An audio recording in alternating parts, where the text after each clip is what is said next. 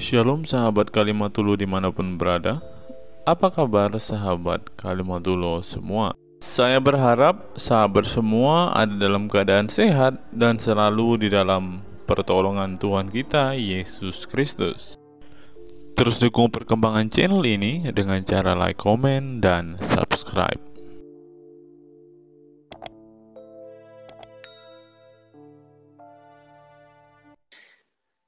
Oke, teman-teman ya.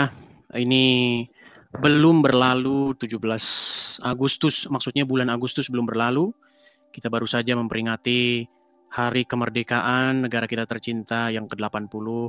Tetapi yang sudah terjadi kerusuhan ya, demo di mana-mana, dan demonya nampaknya ini sudah tidak terkendali. Orang-orang sekarang sudah mulai menjarah begitu. Tanda bahwa yang terjadi di lapangan itu orang-orang yang sudah lapar dan pengen ngerampok begitu. Ya, sudah tidak jelas lah intinya ya, seperti itu. Mungkin di antara teman-teman ada yang mau memberikan informasi bagaimana situasi di sekitar teman-teman, apakah sudah membaik. Kita berharap ya, semoga segera membaik dan kita bisa beraktivitas kembali seperti sedia kala.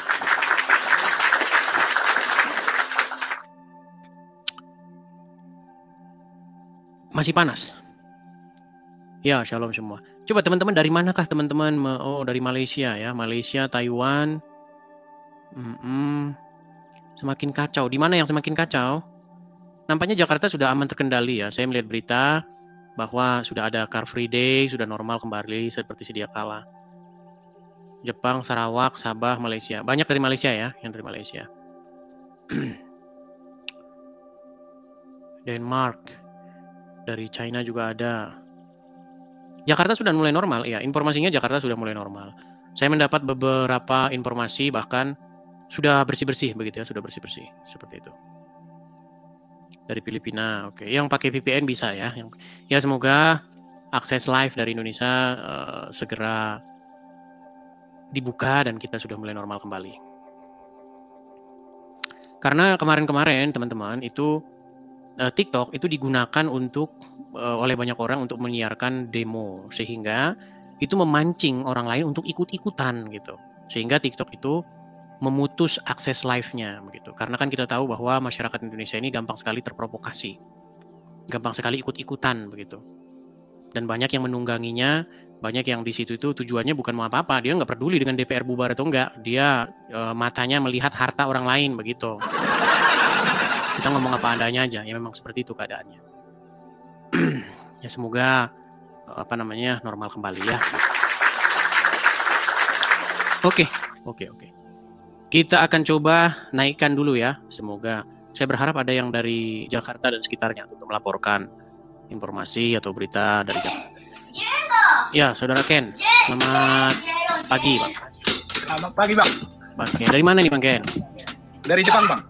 Oh, Jepang. Gimana kabar Jepang, Bang? Oh, baik, Bang, baik. Go up there. Konnichiwa. Kok Jepang kok go up there? Jepang biasanya konnichiwa, arigatou gozaimasu. Ini kok go up? Konnichiwa artinya siang, bisa aja halo gitu kan.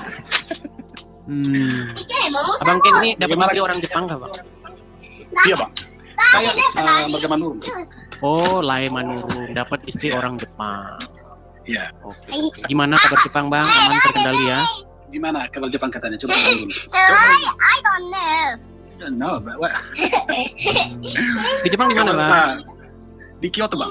Kyoto, oke. Iya. Oke, kupikir tadi dari mana ini.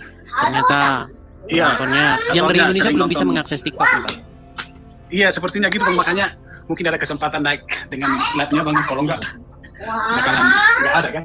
Tapi di YouTube bisa, tetap orang bisa nonton YouTube, tapi nonton TikTok nggak bisa. Oh, tapi nonton mereka bisa ya, tapi cuma live aja nggak bisa ya? Live nggak bisa, dan nonton pun katanya juga nggak bisa. Nonton nggak bisa gitu juga. Nggak bisa, nonton live nggak bisa. Oh, nonton nggak bisa juga? Nggak bisa. Ini dari Indonesia pakai. Oh, mereka pakai VPN ya? Ya, jadi sebenarnya media sosial ini kan alat yang paling ampuh untuk mempengaruhi orang, alat yang paling ampuh untuk menggerakkan orang, Pak. Dan itu betul, disadari oleh pemerintah sebagai satu ancaman begitu. Oh, begitu ya. Sehingga diputuskan. Karena media ini pun sudah di tangan rakyat sekarang gitu. Iya, karena emang TV-TV nggak berani menyiarkan. Nggak berani, jadi Bang. aneh. Berani. Nanti dicabut hak siarnya repot kan. Iya, kayak kembali ke zaman dulu lagi. Tapi by the way, anyway Baswin, ini ngomong-ngomong soal seperti channel kita kan biasa diskusi tentang agama. Bagaimana Iya, Bang. dengan perkembangan, apakah Islam juga ini di Jepang? Oh, enggak, saya Permalim. Oh, Parmalim. Oke. Apa Parmalim, kan? Oke, Parmalim. Parmalim merantau ke Jepang, Ah, kemudian dapat orang Jepang. Iya. iya benar. Oke lah, oke. Tapi bagaimana? Permalim kan tahu apa agamanya orang luar Tahu, apa tahu, kan? tahu, tahu. Iya, iya. Berarti sering Cuma juga sering nonton aja di nonton. TV ya, Bang ya? Iya sering, makanya apa namanya, banyak juga orang terinspirasi dari yang tadinya keliru jadi kembali ke jalan yang benar mereka kan. Ya, tapi senang juga sih lihatnya Bang, banyak orang yang bisa diedukasi dengan yang baik, bukan hanya seperti yang mereka katakan ini yang benar, tapi sesungguhnya dari Abang juga saya tahu bahwasanya ajaran itu memang agak menyimpang sedikit kan gitu kan. Oke lah. Oke lah, begitu Bang ya, Bang Ken. Makasih Bang, makasih Ya, Bang Edis ya. salam kenal Bang Ken ya. Tetap semangat Bang. Oke Bang. Tetap Sama-sama menyuarakan Bang. yang benar. Kita tunggu ya Bang ya. Makasih Bang. Salam kenal. Ya. Ternyata dari Jepang. Coba yang dari Indonesia. Coba ini ya, dari Jakarta dan sekitarnya. Bagaimana informasi atau kabar terkini dari Jakarta? Semoga keadaan aman terkendali ya teman-teman ya. Kendalilah teman-teman Jakarta. Oke, kita coba kasih naik ada Yuli. Oh, Yuli. Tumben bisa live ini Yuli. Salam Bang Edis. Halo Kak Yuli, apa kabar Kak Yuli? Baik Bang Edis apa kabar? Kabar baik. Gimana di sana di Jakarta? Di Jakarta atau di mana nih? Ya, Jakarta Bang. Di Jakarta. Bisa mengakses TikTok? Tapi pakai HP ku yang lama Bang Edis, HP yang iPhone yang aku beli di luar. Kalau yang di Indonesia aku nggak bisa akses. Oh, jadi yang mereka membatasinya pakai apa itu sistemnya? Pakai HP email atau provider atau apa? Provider juga bisa Bang ya, email juga mungkin ya. Karena HP ku yang iPhone 13 nggak bisa aku pakai Bang. Justru iPhone 8 ku ini yang aku beli lama banget, itu baru bisa aku akses Bang. Yang waktu aku beli di Singapura gitu. Ini yang di Indonesia nggak bisa. Iya, makanya kalau saya buka TikTok yang pakai HP Indonesia pun saya nggak bisa melihat orang live juga sama. Ini kayaknya Bang Edis karena kemarin kan salah gunakan tuh TikTok kan Bang Edis ya untuk orang. Jadi mereka tuh inilah memang nggak bisa juga aku salahkan mereka. Mereka tuh menge-live-kan aksi-aksi demonstrasi itu Bang Edis. Mungkin makanya saya tahu itu ya. Seperti itu. Kira-kira sampai kapan ini? Oh, tapi keadaan Jakarta gimana? Ke Jakarta dan sekitarnya? Udah sepi banget ini. Sudah normal kembali ya. Apakah akan ada ini lagi? Kalau seandainya dari pihak yang anggota dewan yang kemarin itu mungkin Diberhentikan. berhentikan sementara, mungkin agak tenang ya Bang Edis ya, karena memang kan 4 orang ini yang lagi jadi sasaran, makanya terjadilah kayak amukan massa. Bahkan sekolah-sekolah itu udah libur 1 minggu Bang Edis. 1 minggu sekolah libur. Halte-halte kita juga udah banyak yang dihancurin gitu. Ya namanya juga reaksi ya Bang Edis ya, nggak mungkin ada reaksi kalau nggak ada sebab akibat sih Bang Edis. Iya. Ya mudah-mudahan lah segera kondusif kembali ya. Tapi Bang Edis di sana akses tetap aman. Kalau di sini nggak ada apa-apa, di sini akses aman, lancar jaya sentosa. Untuk masalah akses live TikTok seperti biasa. Begitu. Tapi Bang Edis cuma bisa nonton yang dari luar aja. Di Indonesia memang nggak ada orang live karena nggak bisa live. Ada pun yang live bisa, tapi pakai VPN. Oke Bang. Begitu. Ya intinya teman-teman yang di Indonesia juga baik-baik ya, jangan keluar-keluar dulu lah, agak serem gitu. Karena nyambung gitu Bang Edis, nggak ada istirahat, nyambung gitu maksudnya. Dari pagi nyambung sampai subuh pun masih ada aktivitas gitu. Dan itu di seluruh Indonesia Bang Edis. Nggak hanya di Jakarta, Makassar semuanya kena Bang Edis. Iya. Makanya kemarin Bang Edis nge-live itu saya nggak bisa akses, baru hari ini saya bisa nonton live-nya Bang Edis karena HP saya yang lama itu baru bisa saya aktifkan. Oh, tetapi kalau menggunakan HP yang dibeli dari luar negeri, yang email luar negeri, tetap bisa mengakses dengan WiFi rumah saja ya? Bisa. Oh, berarti yang diblokir itu ininya, emailnya. Semua email Indonesia yang diblokir ya? Iya Bang. Oh iya benar. Email Indonesia. Oke. Oke lah. Terus gimana perkembangan ininya? Di sana. Nanti aku hari Minggu ada yang aku update, nanti aku langsung ini Bang Edis. Kita main bawah tanah sekarang Bang Edis biar nggak terlalu seperti kemarin dan ya itulah. Ya maksudnya juga seperti itu, seperti saya bilang, jangan sampai ada orang-orang yang pura-pura mau masuk Kristen dengan mengharapkan sesuatu begitu. Ya Bang Edis. Artinya harus kita teliti dulu begitu. Ya. Oke lah. Ini pasti Bang Edis ya, nanti aku share sama Bang Edis. Ini juga berkat Bang Edis juga pastinya. Oke. Ya udah Oke. Bang Edis sehat-sehat ya. di Oke, sana. sama-sama. Tuhan Yesus memberkati Bang Edis. Sama-sama. Shalom. Tuhan Yesus memberkati. Oke. Baik, terima kasih Kak Yuli, saya turunkan ya. Iya, teman-teman ya. Senang mendengar kabar Jakarta sudah kondusif, aman, terkendali ya. Marilah kita bersama-sama menjaga kondusivitas ya, menjaga ketertiban umum supaya negeri kita ini baik-baik saja ya, keadaan normal kembali ya, aktivitas berjalan seperti biasa seperti itu. Ya, itu harapan kita teman-teman ya. Seperti itu. Kita berharap itu Indonesia itu aman, makmur, jaya, sentosa begitu. Bila perlu negara kita menjadi negara yang maju seperti itu ya. Ya, itu butuh proses, butuh pembentukan karakter seperti itu. Kalau sikit-sikit, kalau udah ngumpul-ngumpul rame-rame anarkis, nah itu kan yang kita suarakan kan. Saya kan menyuarakan itu juga, menyuarakan supaya kita ini kalau punya sesuatu itu kita bisa utarakan secara akademis begitu, secara prosedural gitu ya, bukan dengan anarkisme seperti itu. Oke.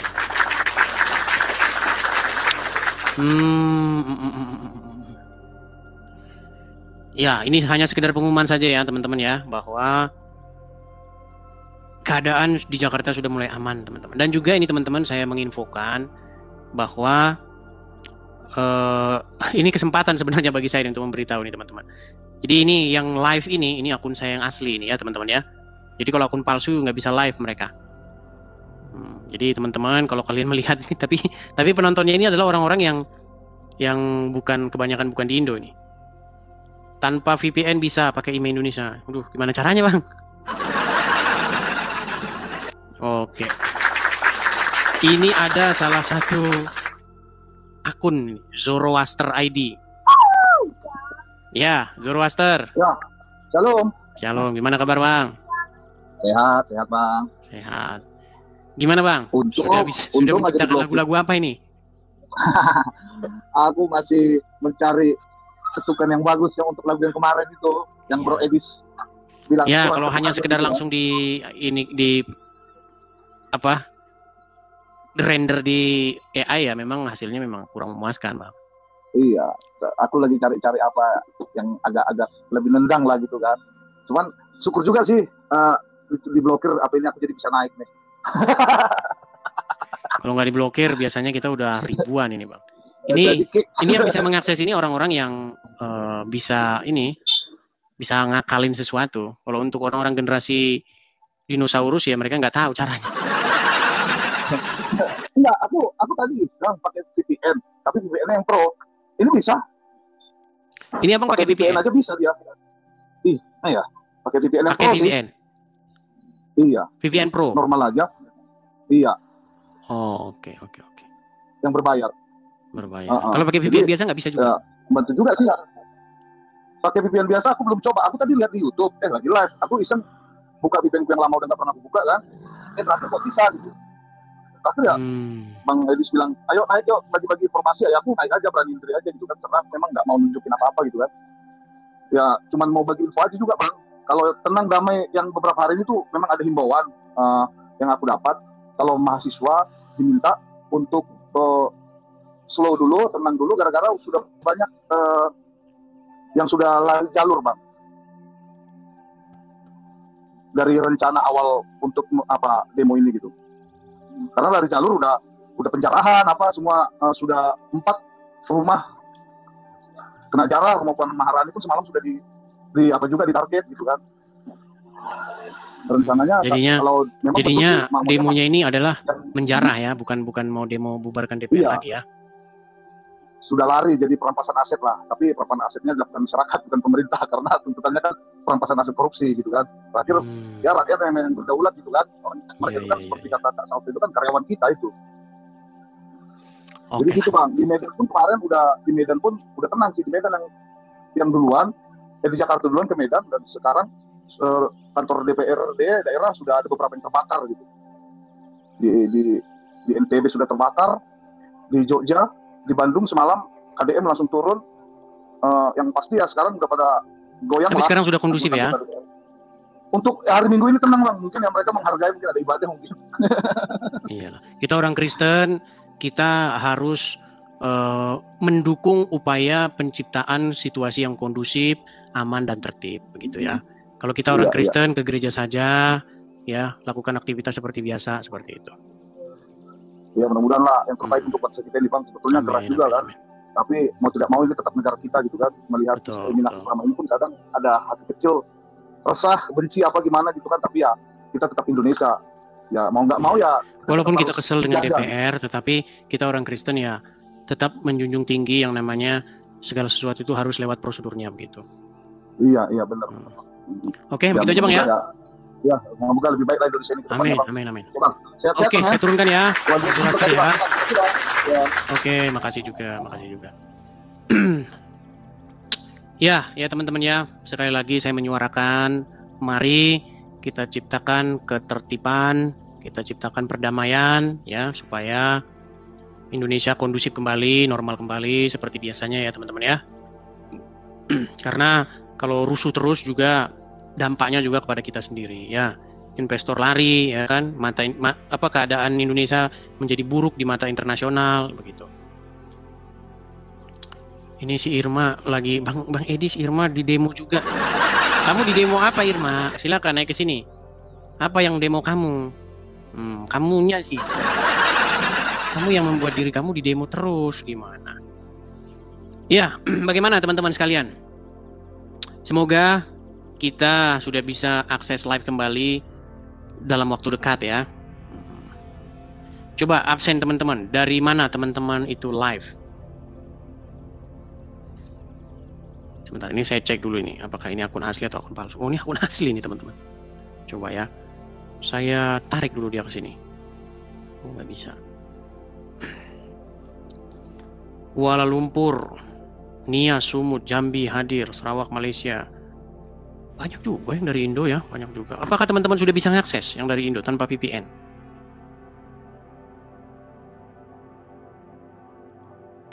Mohdal Syarif nih, siapa? Mohdal Syarif. Muhammad Dal Syarif. Halo, Mohdal Syarif. Halo. Silahkan nyalakan kamera Anda. Berisik Bang, jangan dikipas-kipas nih. Hari. Oke. Ion.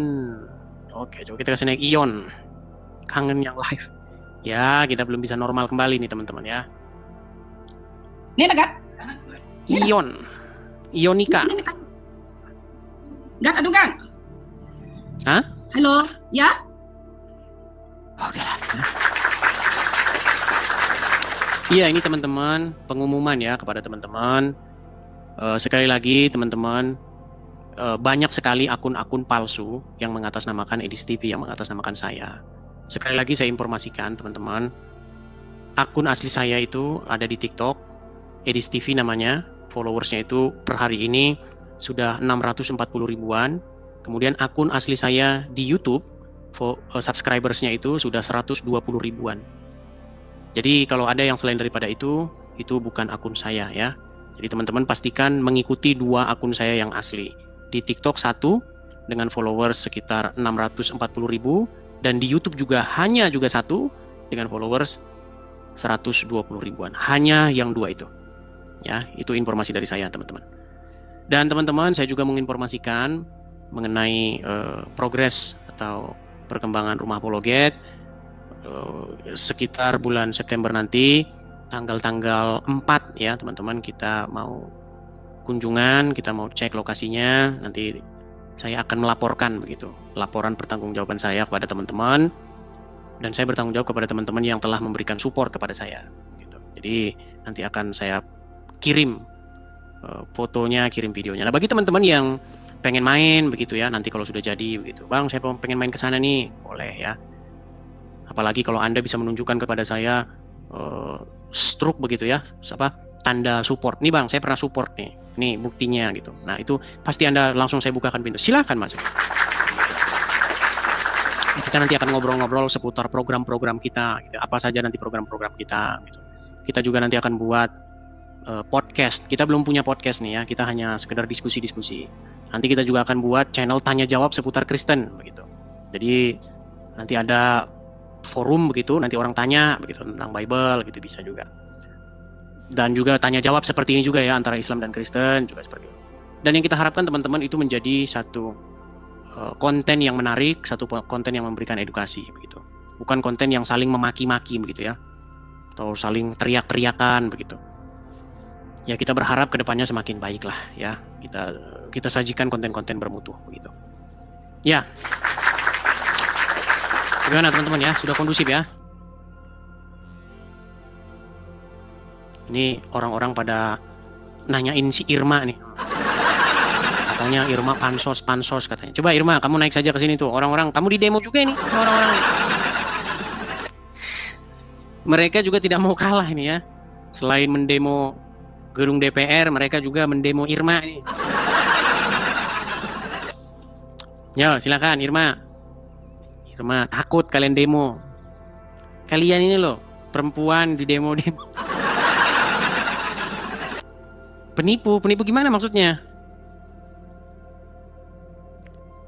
Penghujat, kok bisa? Coba Irma, kamu naik Irma, ada apa denganmu ini? Ada apa denganmu? Kemarin Mahadewa ngejek-ngejek Kristen, maksudnya gimana? Saya belum tahu. Ya, kalau mereka ngejek-ngejek Kristen itu kan sudah biasa. Yang jelas itu kan tidak pernah terbukti begitu loh. Si Dondi, ya, Jakar Turun, Juma, Uncup, itu kalau ngomong-ngomong tentang Kristen kan semuanya nggak ada yang benar. Beda dengan saya ketika saya berbicara tentang Islam. Nyanyi lagu rohani, wah ini ide bagus nih. Tapi sayang ini peralatan-peralatannya tidak saya bawa teman-teman. Karena saya ini ada pindah tempat nih, geser tempat. Jadi sebagian barangnya sudah saya bawa ke tempat yang baru.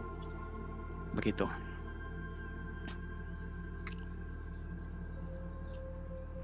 Naikkan yang Kristen saja. Teman-teman sudah pulang dari gereja atau bagaimana? Sudah pulang dari gereja?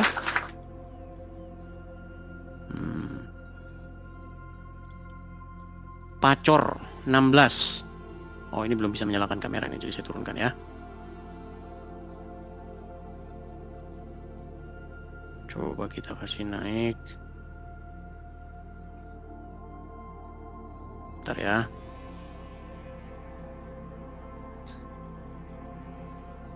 Tantan. Coba saya kasih naik dulu. Tantan Kapu. Ya, silakan Bang, nyalakan kamera Bang. Tantan Kapu. Halo, Tantan Kapu. Halo deh. Oi. Ya, silakan Tantan Kapu, nyalakan kamera Anda. Apa kabar kok? Salam kenal. Salam kenal juga Bang Tantan. Belum tidur.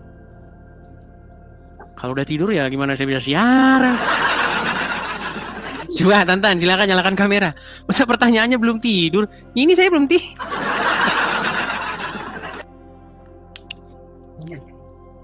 Halo Tantan. Bentar Bang. Ya, coba nyalakan kamera dulu nih. Tantan Kapu Tokere. Halo Bang Tantan. Shalom, apa kabar? Shalom, kabar baik Bang Tantan. Gimana kabar Bang Tantan? Puji Tuhan baik. Baik. Abang Edi sendiri apa kabar? Puji Tuhan baik Bang Tantan. Bang Tantan ini di mana Bang? Di Chicago Bang. Chicago, waduh dingin ini Bang. Chicago. Saya pernah ke Detroit, dekat ya? Udah dari sini paling 40 menit. Iya dekat. Udah lama di sini, di Amrik. Kalau itu kita bisa nanti inbok-inbokan. Oh, Gimana kabar Chicago? Hujan terus. Hujan terus ya? Hujan terus. Kalau minggu kemarin hujan. Udah mau musim dingin kali. Oke. Semangat Bang, kau hebat sekali. Sama-sama Bang, semangat juga Bang ya, Bang Tantan ya. Jadi bertambah semangat orang ya, jadi tambah banyak semangat. Cuman sayang ya di Indonesia sekarang kasihan. Iya, lagi chaos nih Bang. Tantan kayak ngantuk. Tadi abang panggil saya soalnya tadi keketik saya udah request. Kan biasanya kalau abang kan kita nonton itu yang 18.000, jadi nggak ada. Iya, karena TikTok belum ditangguhkan aksesnya di Indonesia. Karena penonton saya itu kan sebagian besar dari Indonesia. Betul. Itu sekitar 85-90% dari Indonesia. Terus sekarang ini pun 685 pun is not kecil. Iya. Sehat-sehat Bang. Datanglah ke Chicago. Kalau datang ke Chicago jalan-jalan ya, kemari. Kapan-kapan ya Bang ya, kapan-kapan. Udah pulang dari apa itu? Dari mana kemarin? Kan dekat di sini juga. Abang mau pergi kemana kemarin itu? Philadelphia, Bukan. Oklahoma Ya. Oklahoma jauh Bang. Oklahoma jauh masih dari Chicago. Udah pulang. Dari Chicago jauh Oklahoma. Ada orang Korea. Oklahoma kan cuma di sini dekat sama Dallas. Dallas. Oh kakak di Texas. Mantap lah, semangat ya. Oke, hanya itu Bang Tantan. Terima kasih banyak ya. Sama-sama Bang Tantan, sama-sama. Kapan-kapan kita bentuk komunitas ya di sini ya. Ya, kalau main ke Chicago. Siap. Oke, saya turunkan Bang Tantan ya. Terima kasih Bang. Sama-sama Bang, sama-sama. Pakai VPN. Iya, benar. Ini kebanyakan ini orang-orang belum pada tahu nih teman-teman ya. Kalau pakai VPN bisa. Oke, coba kita kasih naik ada.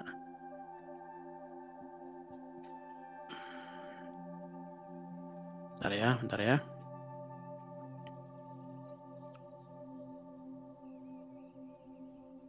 Ini juga dari Jepang. Coba Dev, tadi ada yang suruh naikkan Dev. Bang Dev, ya ini lagi saya naikkan Bang Dev. Ya, halo Bang Dev. Halo Bang. Halo, salam Bang. Ya, salam Bang. Gimana Bang? Dari mana nih Bang? Aku dari Nias Bang. Oh, dari Nias. Gimana kabar Nias Bang? Wawai Bang. Wawai, oke. Wawai itu artinya baik-baik kita saja. juga tinggal di Lampung juga, di Wayabung. Oh, pernah tinggal di Lampung. Di mana di Lampung Bang? Wayabung Bang. Wayabung. Wayabung. Wayabungnya di mana? Daya Murni. Daya Murni? Pasti kenal lah, nggak mungkin nggak kenal.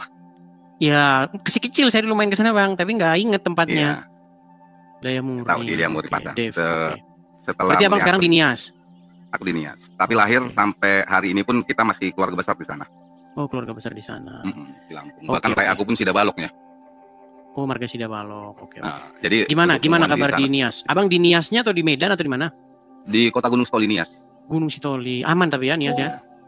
Aman sekali, puji Tuhan. Karena Nias ini kan pulau, jadi kita sendiri memahami situasi yang terjadi di Indonesia. Itu memang sangat kita sesalkan. Efeknya nanti ke daerah. Kami yang di daerah ini nanti kan bahan baku jadi mahal semua. Benar. Jadi masyarakat akan mengeluh. Jadi puji Tuhan lah, mudah-mudahan ini semua bisa segera selesai. Masyarakat kecil ini bisa hidup normal kembali, mendapatkan kebutuhan pokok itu dengan murah gitu kan. Jadi semua orang bisa, ya kalau dibilang bisa sejahtera. Amin. Gitu Bang. Terkait dengan yang Abang Edis lakukan selama ini, terima kasih Bang, aku support selalu. Bahkan beberapa teman-teman kita yang sudah naik ke Komal Bang Edis, di situ mungkin Abang masih ingat ada si Edwi, ada si Ayu, itu kita membentuk suatu komunitas kecil. Kita ibadah tiap malam, tidak dengan banyak orang. Dan saya selalu menekan kepada mereka, perdalam dulu keimanan kalian di dalam kekristenan. Dan puji Tuhan nanti beberapa ada kawan yang si Edwi itu bulan 9 ini tanggal 14 dia dibaptis di Taiwan. Ya, di Taiwan. Jadi kita mendampingi menjadi teman rohani di dalam dunia live ini. Karena di dalam dunia live ini itu banyak hal-hal yang sangat, kalau aku bilang ya, justru menjelekkan sendiri orang Kristen gitu loh. Mereka menjadi sesumbar, atau bahkan juga orang-orang Kristen sendiri yang itu bukan menjadi cerminan, bahkan menjadi batu sandungan lah kalau kita lihatnya. Banyak Edwi ya, saya masih ingat ya Edwi ya, benar-benar. Yang dia suka lagu rohani itu kan ya? Yes, bukan barang panah. Mungkin ada itu orangnya di bawah ini. Kita di bawah ada. Sebenarnya saya kalau ada alatnya itu saya pengen nyanyi lagu rohani aja ini hari-hari Minggu kan. Tiap malam kami buat pujian rohani dan kami lakukan itu, kita selalu tekankan kepada teman-teman kita yang Muslim itu, jangan kau bahas iman lamamu, supaya kau kuat teguh dulu di dalam kekristenan. Itu yang kami ingatkan. Jadi ketika nanti kamu masih membawa akar kepahitan kamu, apa gunanya itu? Itu yang selalu kami tekankan.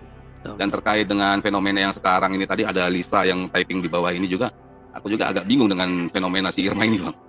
Irma? Ya. Iya gimana dia si Irma ini? Tapi saya undang-undang dia komen-komen aja di bawah itu. Komen di bawah Bang. Ya. Irma ada apa yang lalu itu di komalnya Mahadewa itu, bahkan dia bilang, bagaimana kalau aku ini tetap bersahadat di dalam hatiku, aku ini udah kafir belum ya, katanya. Jadi tidak ada memang dasarnya kalau menurut aku ya Bang. Mungkin orangnya ada di sini tapi saya berani bersuara ini. Karena saya report semuanya. Dan untuk kawan-kawan yang Kristen, saya harap jangan kasih panggung dengan orang-orang seperti ini. Gitu. Jadi terjadi benturan dengan kawan-kawan, termasuk dengan Yuli dan lain-lain, semuanya jadi benturan. Dan akhirnya melebar. Please, kawan-kawan semuanya. Dia kan kemarin sudah saya undang, Irma, kamu datang saja ke Amerika. Ada laki-laki yang menunggu kamu di sini. Dianya nggak datang-datang. Iya Bang. Kalau nggak dari hatinya memang kan susah Bang. Walaupun dengan alasan apapun, karena ada satu juga yang saat ini sedang bersama kami setiap minggu, bahkan beberapa kawan juga coba menghubungi, tapi dia lebih aktif di Komal kami, Komal di Etwi, karena yang selalu kami jadikan untuk room live itu si Etwinya, jadi patokan, biar jangan menjadi kebanggaan aku, biar Etwi sendiri, gitu loh. Terus kami mendukung ini, ada kawan-kawan di bawah, ada Bang Daud Yosef Manulang dan lain-lain, semuanya kami selalu mendukung, dan ada satu orang pun namanya si Ayu. Ayu ini Bang, problemanya lebih arah kalau kita bilangnya. Dia itu dalam tekanan keluarga juga. Tapi selalu kami bilang, ketika kamu dari hatimu sendiri, kamu ingin mengenal Yesus sebagai Tuhan dan Juru Selamat, ya, kamu berani melewati semuanya. Dan puji Tuhan, terus-terusan, dalam beberapa bulan ke depan juga si Ayu, ini sekarang katekisasi Bang. Katekisasi, oke. Kita selalu begitu. Tapi kalau hanya keluar, enggak, Ayu di Bogor. Bukan si anunya, si Edwi. Edwi di Taiwan. Si Dewi di Taiwan. Kan itu di Taiwan banyak juga kan gereja-gereja Kristen kan? Maksudnya gereja Kristen Indonesia kan? GMS dia kebetulan mendaftarkan diri sebagai jemaat di gereja Mawar Saron di Taiwan. Ada gereja Mawar Saron di Taiwan. Ya, di Kuosing dari tempat dia kalau nggak salah itu 1 jam. Tapi kalau ke Taipei-nya kan 4 jam Bang. Oh dia di mana? Dia di Tianjin, bagian bawah Taiwan Bang. Jadi kalau misalnya dia harus ke gereja itu pakai MRT 1 jam. Kebetulan saya sendiri sudah pernah ke sana. Gitu. Saya ke Taiwan cuman ke ininya aja, ke ibu kotanya itu. Yes. Gitu. Taipei. Ke bawah juga saya belum. Iya di Taipei. Iya di Taipei. Kalau untuk ke bawah belum. Itulah ya harapan saya untuk kawan-kawan yang yang menjadi debater Kristen yang ada di Indonesia. Kita jangan buru-buru melihat ada seorang murtadin itu langsung kita euforia. Kita jangan euforia. Iya. Yang kami lakukan selama ini dengan kawan-kawan ini kami biarlah mereka melihat kita. Ketika mereka melihat kita apa yang kita lakukan dan mereka akhirnya tertarik dan benar-benar ingin belajar tentang Kristus, ya oke, silakan bergabung. Walaupun saya sendiri saya bukan hamba Tuhan, saya tidak mempunyai jabatan ini di dalam tata gereja, tapi untuk kebenaran nama Tuhan saya nggak ragu-ragu gitu untuk menemani mereka. Oke. Geheno kalau kata wong Jawa Lampung. Lamun Geheno. Lamun Geheno. Oke lah. Oke, begitu saja Bang Dev. Siap. Oke, Thank you, Bang Dev ya. Sukses selalu. Tuhan memberkati Bang. Amin. Tuhan berkati juga Bang Dev ya. Saya turun ya. Ya, teman-teman sekalian, kita sekali lagi ya mengharapkan bahwa keadaan negara kita tercinta ini normal kembali seperti sedia kala ya, segala sesuatu berjalan lancar supaya orang tidak makin tambah susah begitu ya teman-teman ya. Dan pihak-pihak yang di demo itu sebaiknya berbenah diri ya, terutama DPR seperti itu. Oke, bagaimana nih teman-teman? Apakah kita harus melanjutkannya atau bagaimana? Si Irma mau datang nih, apa? Kita kasih kesempatan dia. Apa yang mau dia sampaikan ini? Ya, selamat pagi Irma. Halo Bang Edis. Halo juga, selamat pagi. Kamu kok gelap di situ? Apa jangan-jangan kamu udah di Amerika? Hah? Gelap ya? Kok gelap di situ? Apa jangan-jangan kamu sudah di Amerika? Nggak ada gambarnya. Jangan-jangan kamu sudah di Argentina lagi? Bang Edis ada gambarnya nggak sih ini? Ada. Gimana Irma? Gimana? Bang Edis, kan Irma kan bilang dari awal kan, waktu Irma pertama kali naik tempat Bang Edis kan, Irma nyampein bukan Irma mau pindah agama, tapi Irma tuh kan bilang kalau Irma tuh suka nonton acara Bang Edis kan. Bang Edis tuh memang lucu, suka menghibur gitu. Kayak kemarin tuh Irma tuh sering nonton Bang Edis tuh kayak bisa melihat orang-orang Muslim yang memang tidak berilmu gitu ya Bang Edis, kayak saya tidak menggunakan hadis gitu kan. Terus jadi kamu tafsir Al-Quran sendiri? Iya, tafsir Al-Quran itu saya sendiri. Kan itu kan kayak menghibur Irma gitu ya, yang beragama Muslim. ternyata ada gitu jenis-jenis orang seperti ini gitu.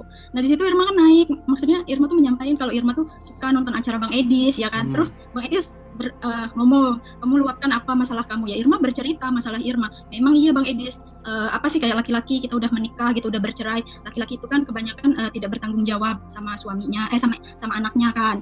Yaitu Irma sampaikan apa keluh kesah Irma di agama Irma gitu kan. Irma bercerita kepada Bang Edis gitu. Nah di situ juga Irma banyak DM dari ya ustadz-ustadz gitu. Maksudnya kamu kalau ada masalah itu, kamu itu salah untuk bercerita. Seharusnya kamu bercerita sama orang yang satu agama dengan kamu gitu. Nah di situ kan Irma juga, kita ini punya akal, punya otak, punya pikiran. Kalau emang Irma salah, Irma sampaikan Irma, oh iya Irma ini salah gitu. Bang Edis itu kan non muslim gitu ya. Apa salahnya Irma bertanya lagi ke room muslim gitu. Nah terus Irma tuh digeruduk sama betina-betina liar yang di sini nih ya, yang nggak suka sama Irma ini, selalu mencari kesalahan Irma. Bahkan sampai di PT-PT-nya Yusuf PI itu dicek-ceknya di sana, di screenshot, ditunjukin katanya ini loh Irma itu menghina Kristen, Irma itu menghina Kristen. Padahal Irma itu udah sampaikan ke Bang Edis sewaktu pertama Irma naik itu kan, Bang Edis, Irma minta maaf, Irma pernah berkomentar tidak baik tentang Bang Edis. Bang Edis pun memaafkan Irma kan, karena waktu itu kan Irma belum kenal Bang Edis, ya enggak. Nah tapi yang namanya orang nggak suka, dia ya akan terus mencari kesalahan Irma gitu ya. Jadi Irma pun diam saja. Apa mau dia, bahkan Irma ini orang yang tidak pernah ngurusin hidup orang sebenarnya Bang Edis, tapi seseorang ini kalau itu gini, kebencian. Begini, baik, saya tanggapi ya. Saya tadi sudah mendengarkan begini.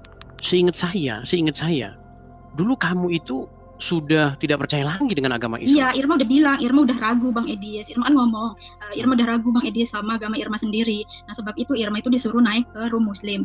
Nah di room muslim itu Irma bertanya, kata Irma, Bang, Irma pernah berkata kalau Irma ini udah ragu sama agama Irma sendiri, apakah Irma ini udah termasuknya murtad? Irma bilang kan gitu.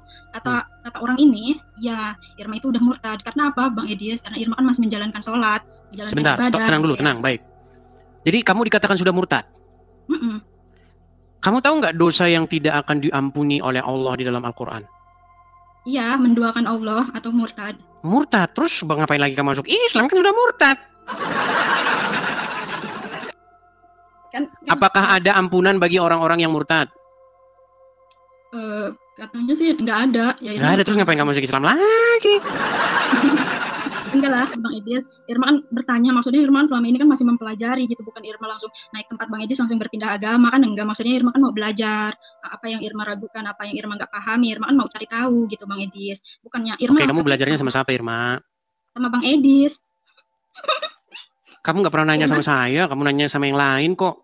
Kamu nanya sama siapa kemarin? Jelaskan. Ya kan sesuai dengan yang kata Bang Edis. Bang Edis nyuruh Irma kan belajar sama Yuli. Ternyata Yuli ini ternyata gitu Bang Edis. Irma tuh tidak begitu suka. Ternyata dia itu sering ngomongin Irma di live-nya dia. Irma ini tipe orang yang nggak ngurusin dia gitu. Tapi setiap Irma scroll TikTok, nah Irma lihat di live dia. Nah kenapa dia ini kan apologet, seharusnya sampaikanlah apa yang pantas disampaikan. Nah kenapa setiap nge-live kok ngebahasnya tentang Irma gitu. Nah di situ Irma tuh nggak suka. Nah dia yang nyenggol sendiri. Nah Irma kan membalas dari apa yang dia perbuat terhadap Irma gitu ya. Nah di sini Irma tuh dihakimi dengan orang-orang sini ya. Irma nggak apa-apa. Nah Irma ya terserah, orang kan tidak tahu dengan apa yang saya rasakan gitu. Jadi menganggapnya ya Irma aja gitu ya. Irma silahkan kalau mau menghujat saya silahkan, nggak apa-apa. Yang jelas saya tidak ada bilang kalau Irma teh udah apa ini dengan yang terjadi. Saya nggak tahu apa-apa loh. Jangan saya nggak tahu ini. Setahu saya Irma ini kan pernah masuk ke channel saya dulu ya, sekitar berapa, sebulan atau 2 bulan yang silam ya. Ya. Di mana pada waktu itu kamu mengutarakan keraguan kamu tentang agama Islam, betul? Ya. Terus saya utarakan lah. Pada waktu itu kalau tidak salah, kamu juga sempat mengiyakan saya. Masa cahaya yang menyinari dunia ini adalah betis wanita? Ya, kamu sudah mengiyakan saya kan? Bang Edis, benar. Irma mengiyakan. Karena Bang Edis kan membaca dari tulisan itu yang ada kan. Ya Irma emang mengiyakan dari apa yang Bang Edis sampaikan. Irma nggak ada bilang itu salah. Oke, lalu setelah kamu menanyakan itu kepada ustadz, kepada siapa? Yusuf PI dan lain-lain, itu jawabannya apa? Bukan Yusuf PI, Irma naik itu di satu room saja, namanya itu Dewa apa gitu pokoknya. Pokoknya banyak orang Kristen tuh yang tahu pas Irma naik di situ. Mungkin rekam juga. Ya Irma sampaikan, Irma bertanya karena ada satu perempuan itu dia mau mualaf kan, dia ngobrol-ngobrol sama Bang Dewa, terus Irma nanya dong, kata Irma udah termasuk murtad belum, kata Irma, karena Irma pernah mengiyakan dari apa yang dikatakan Bang Edis, dan Irma pernah meragukan agama Irma sendiri. Terus ya mereka bilang kalau Irma itu sudah murtad, udah termasuknya murtad. Oke, lalu setelah murtad itu masuk Islam lagi? Iya, enggak, belum lagi, maksudnya dibilang kan Irma itu murtad ya, mereka jadi bilang, jadi posisi sekarang itu bagaimana posisinya? Ya posisi sekarangnya ya Irma masih Islam karena mereka nyuruh Irma kan syahadat lagi, mohon ampun, sholat tobat gitu. Berarti sudah sempat keluar dari Islam, masuk Islam lagi. Misalnya Irma belum dibaptis, Irma baru belajar Injil aja, tapi katanya udah. Iya, tapi sudah sempat keluar dari Islam. Mm-mm. Kemudian masuk Islam lagi. Nah, itu tidak akan diampuni. Karena menurut Al-Quran, orang yang sudah murtad tidak akan mendapat pengampunan.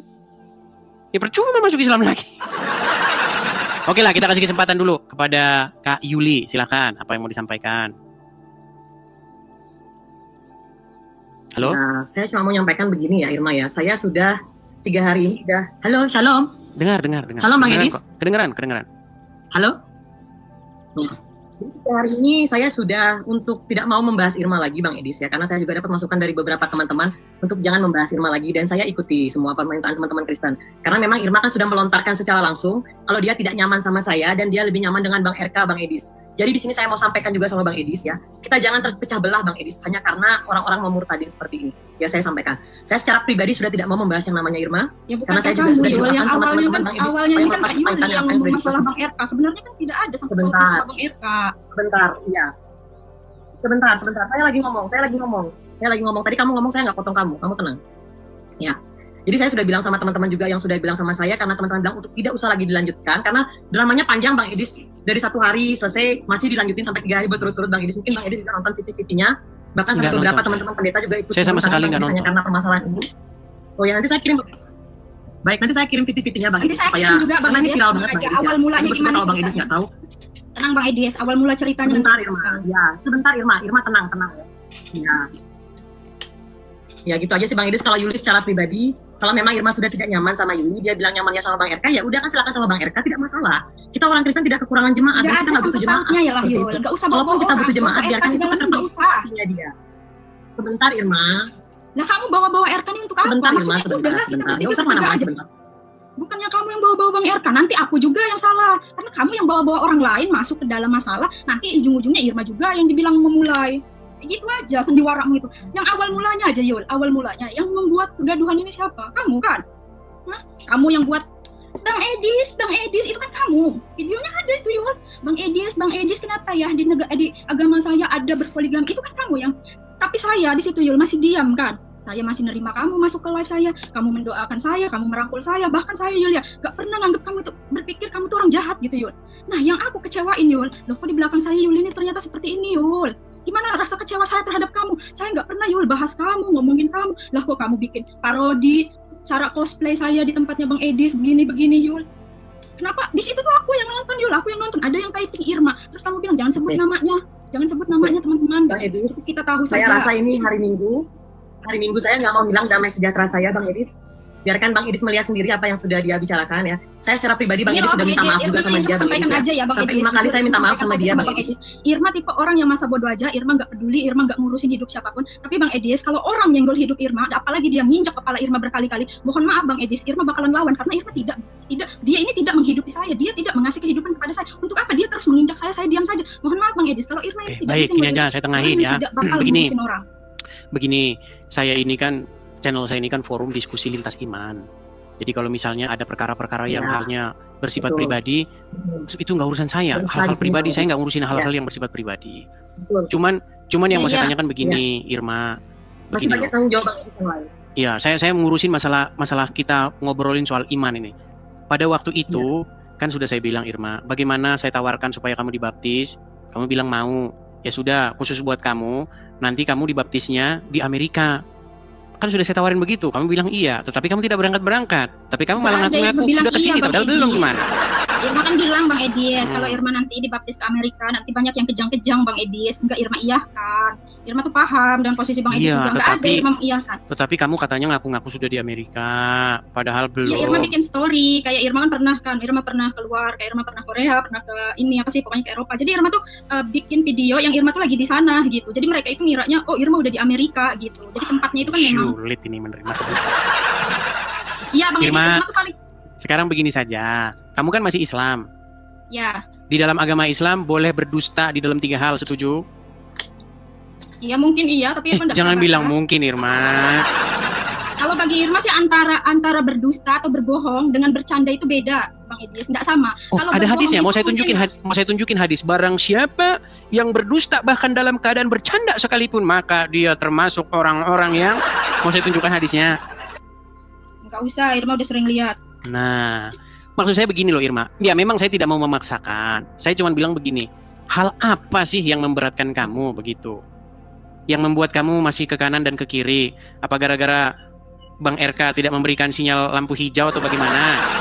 Nggak ada, Bang Edis. Irma tuh Terus kalau mau pergi ke gereja tinggal pergi aja, deket-deket aja di sini. Cuma kan kita yang punya kehidupan. Kita Iya, yang sebentar punya kamu ke gereja, sebentar ke masjid. Jadi saya bingung mau gimana. Ih, Bang Edis. Nah, Irma itu kalau ke gereja itu Irma tuh tanya, maksudnya bertanya-tanya apa yang Irma nggak paham dari Injil itu Irma tanyakan. Bukannya Irma langsung dibaptis. Nah, Irma itu kalau yang dekat dengan rumah Irma ini ada gerejanya itu Santo Laurentius. Itu gereja Katolik. Nah, di situ Irma tuh belajarnya. Itu Bang Kalau di Edis. gereja Nah, lagian Katolik di itu situ. kayaknya malah nggak ada ini loh, malah kayaknya nggak ada yang perempuan yang bisa kamu ajak ngobrol. Ada nggak? Tapi nggak tahu ya. Suster Ada. mungkin ya, bisa ya. Ada. Suster bisa ya. Oh, iya. Maksud saya cuma itu. Maksud saya gini. Sebenarnya kamu ini mau belok kiri atau mau belok kanan begitu? Suster ada Pak Pendeta lagi. Ini Bang Edis ada apa suster ya, bisa Bang belajar. Edis? Kalau menurut Irma, kalau bagi Irma sendiri, karena kan Irma tidak seperti murtadin lainnya yang mendapatkan mujizat-mujizat. Kalau Irma kan memang tidak. Irma yang mencari Tuhan. Nah, mencari Tuhan itu bagi Irma itu butuh waktu, butuh belajar, butuh tempat gitu. Nggak semudah kayak membalikan tangan seperti murtadin yang memang udah dapat mujizat gitu ya dari Tuhan gitu. Atau melihat langsung Tuhan Yesus gitu kan. Tapi kan Irma kan nggak sama, Bang Edis. Ya Irma harus belajar, mencari gitu. Irma masih mencari Tuhan. Bukankah di pembicaraan kita sebelumnya nampaknya kamu sudah yakin betul bahwa tidak ada kebenaran di dalam hal mengikut Muhammad? Ya kan waktu Bang Edis kasih tahu Irma itu kan Irma belajar lagi sendiri Bang Edis, dan Irma pun ada membaca Injil juga kan. Irma pun ada ragu juga sama Injil ini, kayak apa sih Matius, Yohanes 1.1, Yohanes 10.10. Nah, Irma pun kayak bertanya di situ itu kayak Tuhan Yesus itu mengatakan bahwa dirinya utusan. Nah, di situ juga Irma tuh kayak bikin Irma tuh bingung, sebenarnya Yesus ini Tuhan kah, utusan kah? Karena memang dalam Islam mempelajari Berarti kalau kamu jarang Yesus itu nonton utusan. saya. Jadi, ya, jadi Irma kan belajar Bang Edis, nggak Ya mau udah. langsung pindah. Ya udah, kalau begitu belajar dulu lah kalau begitu. Ya Bang Edis. Oke, hanya itu saja. Ya itu saja Bang Edis. Terima kasih ya Bang Edis. Sama-sama. Nah, jadi orang-orang yang ini mah, orang-orang yang ngomong itu mah biasa, iri dengki. Nah, Oke. makasih Bang Edis. Sama-sama. Saya turunkan ya. Ya. Baik, saya turunkan. Oke, terus gimana Kak Yuli? Ada yang mau disampaikan? Delay kayaknya dia. Ada yang mau Ya, Yuli disampaikan? fokus sama yang tetap harus kita kerjakan Bang Edis. Masih banyak PR kita. Kalau satu tidak bisa kita pegang, masih banyak yang Tuhan. Halo Bang Edis. Baik. Ya, dia kalau delay. seandainya satu tidak bisa. Sebentar Bang Edis, sebentar. Bang Edis? Ya, saya dengar. Halo? Ya, saya dengar. Halo Bang Edis. Ya, kalau ya nggak apa-apa Bang Edis kalau seandainya satu tidak bisa saya secara pribadi pegang, saya juga mohon maaf Bang Edis ya, tidak ada maksud apa-apa. Masih banyak yang harus kita kerjakan Bang Edis, masih banyak yang benar-benar serius mau menerima Tuhan Yesus itu Bang Edis. Itu aja yang mau saya sampaikan. Saya juga mohon maaf buat teman-teman ya, secara pribadi saya mohon maaf kalau saya belum maksimal sama sekali selama ini. Itu aja yang mau saya sampaikan Bang Edis. Nggak apa-apa Kak Yuli. Nggak ada yang sempurna. Sampaikan Bang Edis. Apa yang Kak Yuli sudah usahakan itu adalah salah satu upaya. Makasih Bang yang Edis, perlu Yuli izin diapresiasi. pamit. Bang Edis tetap menyuarakan apa yang harus menjadi bagian Bang Edis karena semakin banyak. Oke. Makasih karena Bang delay Edis, juga Tuhan Yesus teman-teman. sayang Oke, Bang Edis, baiklah. Tuhan Yesus memberkati Bang Edis selalu. Sama-sama. Oke, saya turunkan ya. Ya, oke. Delay juga teman-teman ya. Ya, itulah teman-teman ya. Saya nggak tahu informasi yang terjadi, nggak tahu. Saya tahunya cuman diskusi lintas iman, habis itu udah dia mau ke mana gereja terdekat itu. Saya nggak ngurusin lagi, teman-teman ya. Oke, kita lanjutkan kembali ya. Kita kasih naik ada.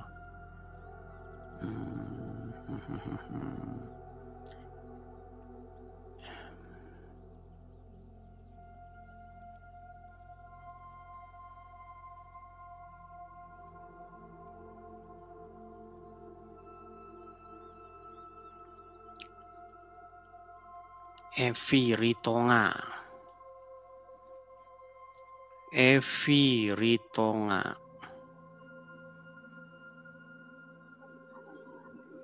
Ya, selamat siang, Evi Ritona. Halo Bang, selamat siang. Shalom. Shalom. Tadi Ya. aku turun aja Bang. Tadi kepencet padahal. Sorry ya, Oke, aku turun baik, aja saya turunkan ya. ya. Iya. Ya, saya turunkan. Ya.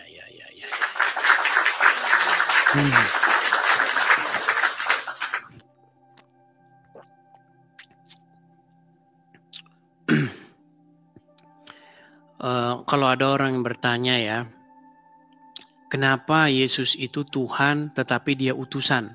Berarti orang itu belum pernah nyimak acara saya. Atau dia memang agak-agak lemot begitu. Ya, seperti itu. Makanya teman-teman kalau saya mengisi kajian, teman-teman itu nonton. Jangan balik ke sana, balik lagi ke sini, begitu ya, teman-teman ya. Oke, teman-teman, sehubungan ini juga sudah terlalu larut ya, dan juga yang bisa mengakses itu belum banyak. Ya, kita tunggulah ya, nanti kalau TikTok sudah dibuka kembali siarannya, baru kita bisa normal kembali. Dan saya umumkan ya teman-teman ya, nampaknya Rumah Apologet itu akan segera kita kita mulai begitu ya, kepada teman-teman yang nanti mau main-main begitu ya, mau bercengkrama ria, kita nongkrong-nongkrong begitu ya, kita ngobrol-ngobrol, boleh nanti saya kasih alamatnya kepada teman-teman lewat inbox. Tapi nanti ya, kalau sudah kita cek lokasi, sudah kita lakukan segala negosiasinya seperti itu. Di mana? Ya nanti. Saya kasih tahu juga sama orang-orang yang jelas. Kalau kasih tahu sama orang yang nggak jelas juga nggak bakal kita kasih tahu ya. Terutama kepada orang-orang yang pernah mensupport ya. Jadi saya tanya, kamu pernah support kapan? Gitu, tanggal berapa ini? Nanti kita tahu semua itu, teman-teman ya.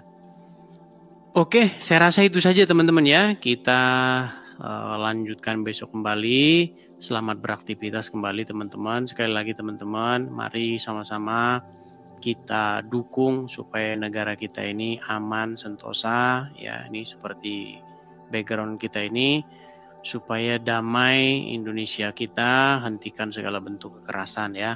Apalagi kita sebagai umat Tuhan, sebagai orang-orang Kristen, kita harus mendukung yang namanya ketertiban ya. Kita harus mendukung yang namanya keamanan nasional seperti itu. Tugas saya di sini ya, tugas saya di sini itu hanya menjawab pendebat Islam yang kerjanya bahas-bahas Bible tuh. Saya hanya jawab mereka.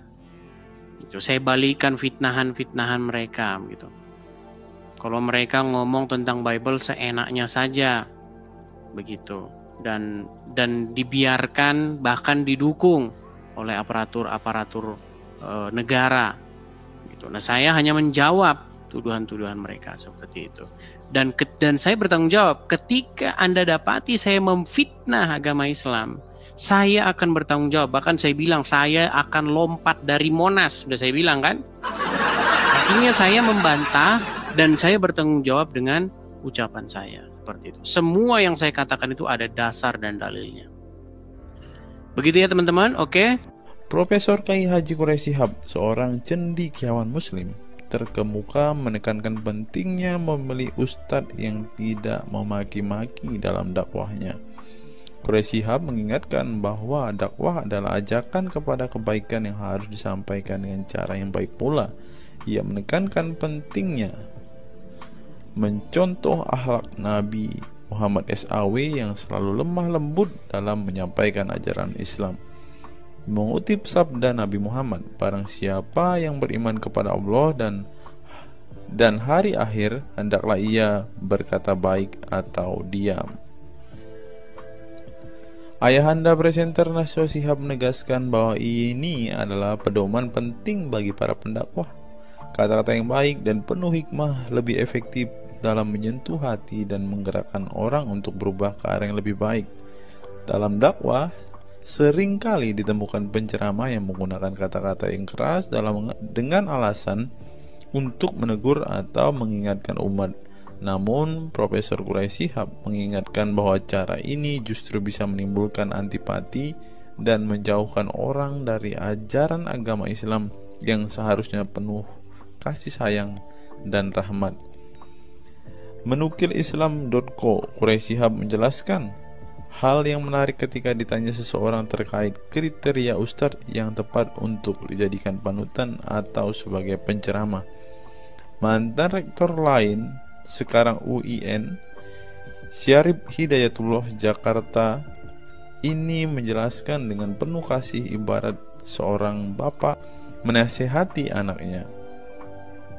Pilihlah ustadz yang menganut paham moderat. Anda tidak akan mendengar makian tutur mantan Menteri Agama ke-16 masa Presiden Soeharto ini.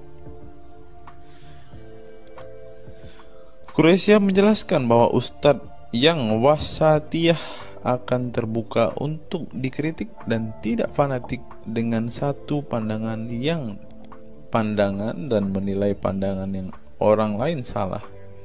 Quraisy Shihab menjelaskan bahwa ustadz wasatiyah akan terbuka untuk dikritik dan tidak fanatik dengan satu pandangan dan menilai pandangan orang lain salah.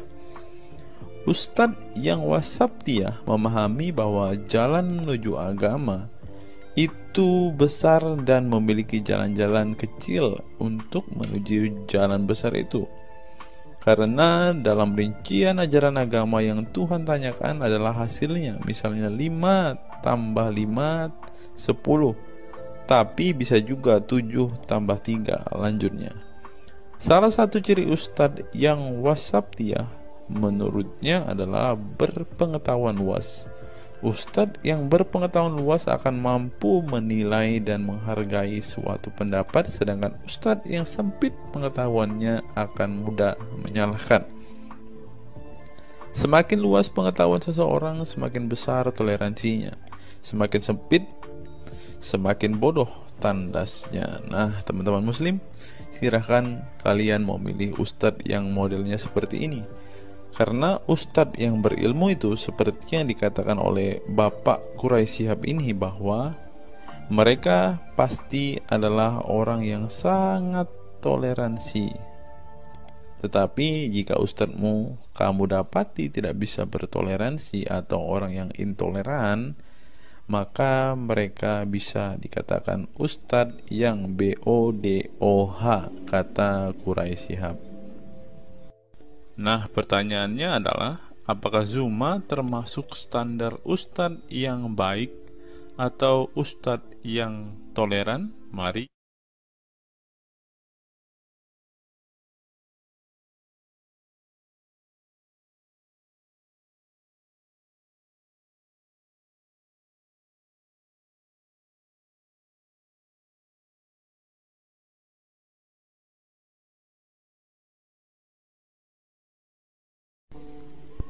Google, mengapa Rasulullah disebut sebagai nabi penutup? Apa alasannya? Alasannya mengapa Nabi SAW disebut Rasul terakhir adalah karena Allah SWT telah menunjukkan langsung sebagai penutup para nabi dan rasul. Hal ini tercantum dalam Al-Quran yang merupakan firman Allah. Di sini dituliskan, mengapa Muhammad atau Nabi SAW disebut Nabi terakhir? Mari kita baca ya.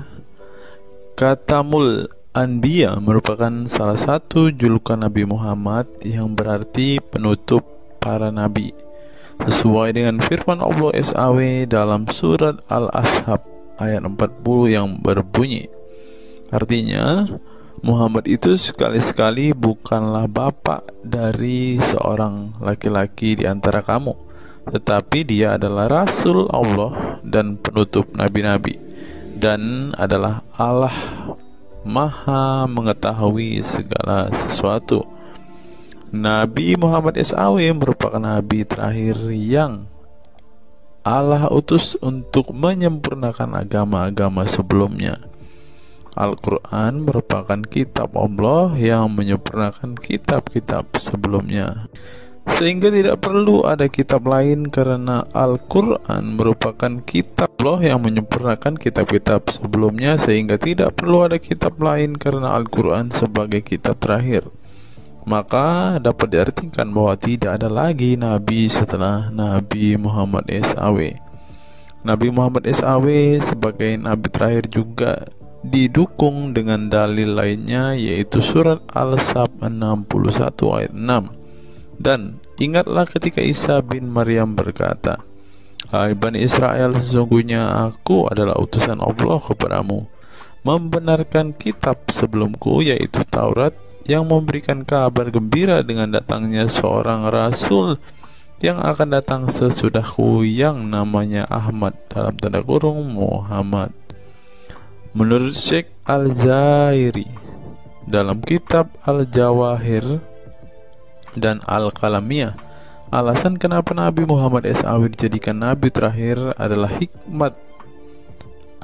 hikmah terputusnya para Nabi itu untuk menyeru umat manusia agar beribadah kepada Allah, menunjukkan mereka ke jalan yang lurus dalam urusan kehidupan duniawi dan ukrawi, memberitahu kepada mereka tentang hal-hal yang tidak dapat dicapai oleh penglihatan mereka, dan memberitahu keadaan yang pemikiran mereka belum sampai, dan menetapkan dalil yang meyakinkan serta menghilangkan syubhat keserupaan yang tidak benar. Adapun hubungan dakwah Nabi Muhammad SAW dengan nabi-nabi terdahulu ialah terbangun atas dasar sebagai penguat dan penyempurna dakwah nabi-nabi sebelumnya. Oleh karena itu, semua para nabi selalu dibangun atas dasar dua pondasi utama, yaitu akidah, syariat, dan akhlak. Dari segi kaidah, dari segi akidah, semua ajaran yang dibawa oleh para nabi, mulai dari Nabi Adam alaihissalam sampai Muhammad SAW, adalah sama. Tidak ada beda antara nabi satu dengan nabi yang lainnya. Semuanya mengajarkan keimanan terhadap keesaan Allah SWT, yaitu dengan membersihkan dari segala sifat yang tidak layak baginya, dan mengimani adanya hari kiamat serta adanya surga dan neraka. Maka dari itu, semua para nabi menyerukan kepada kaumnya masing-masing antara dasar iman kepada Allah, dan semua para nabi setelahnya saling membenarkan ajaran yang telah dibawa oleh para nabi sebelumnya. Adapun dari segi syariat yang mengatur tatanan kehidupan masyarakat dan individu terhadap perbedaan dalam metode dan kuantitasnya antara satu nabi dengan yang lain. Hal itu disebabkan karena syariat tersebut dalam ranah pelaksanaan, bukan sebuah pengabaran seperti akidah.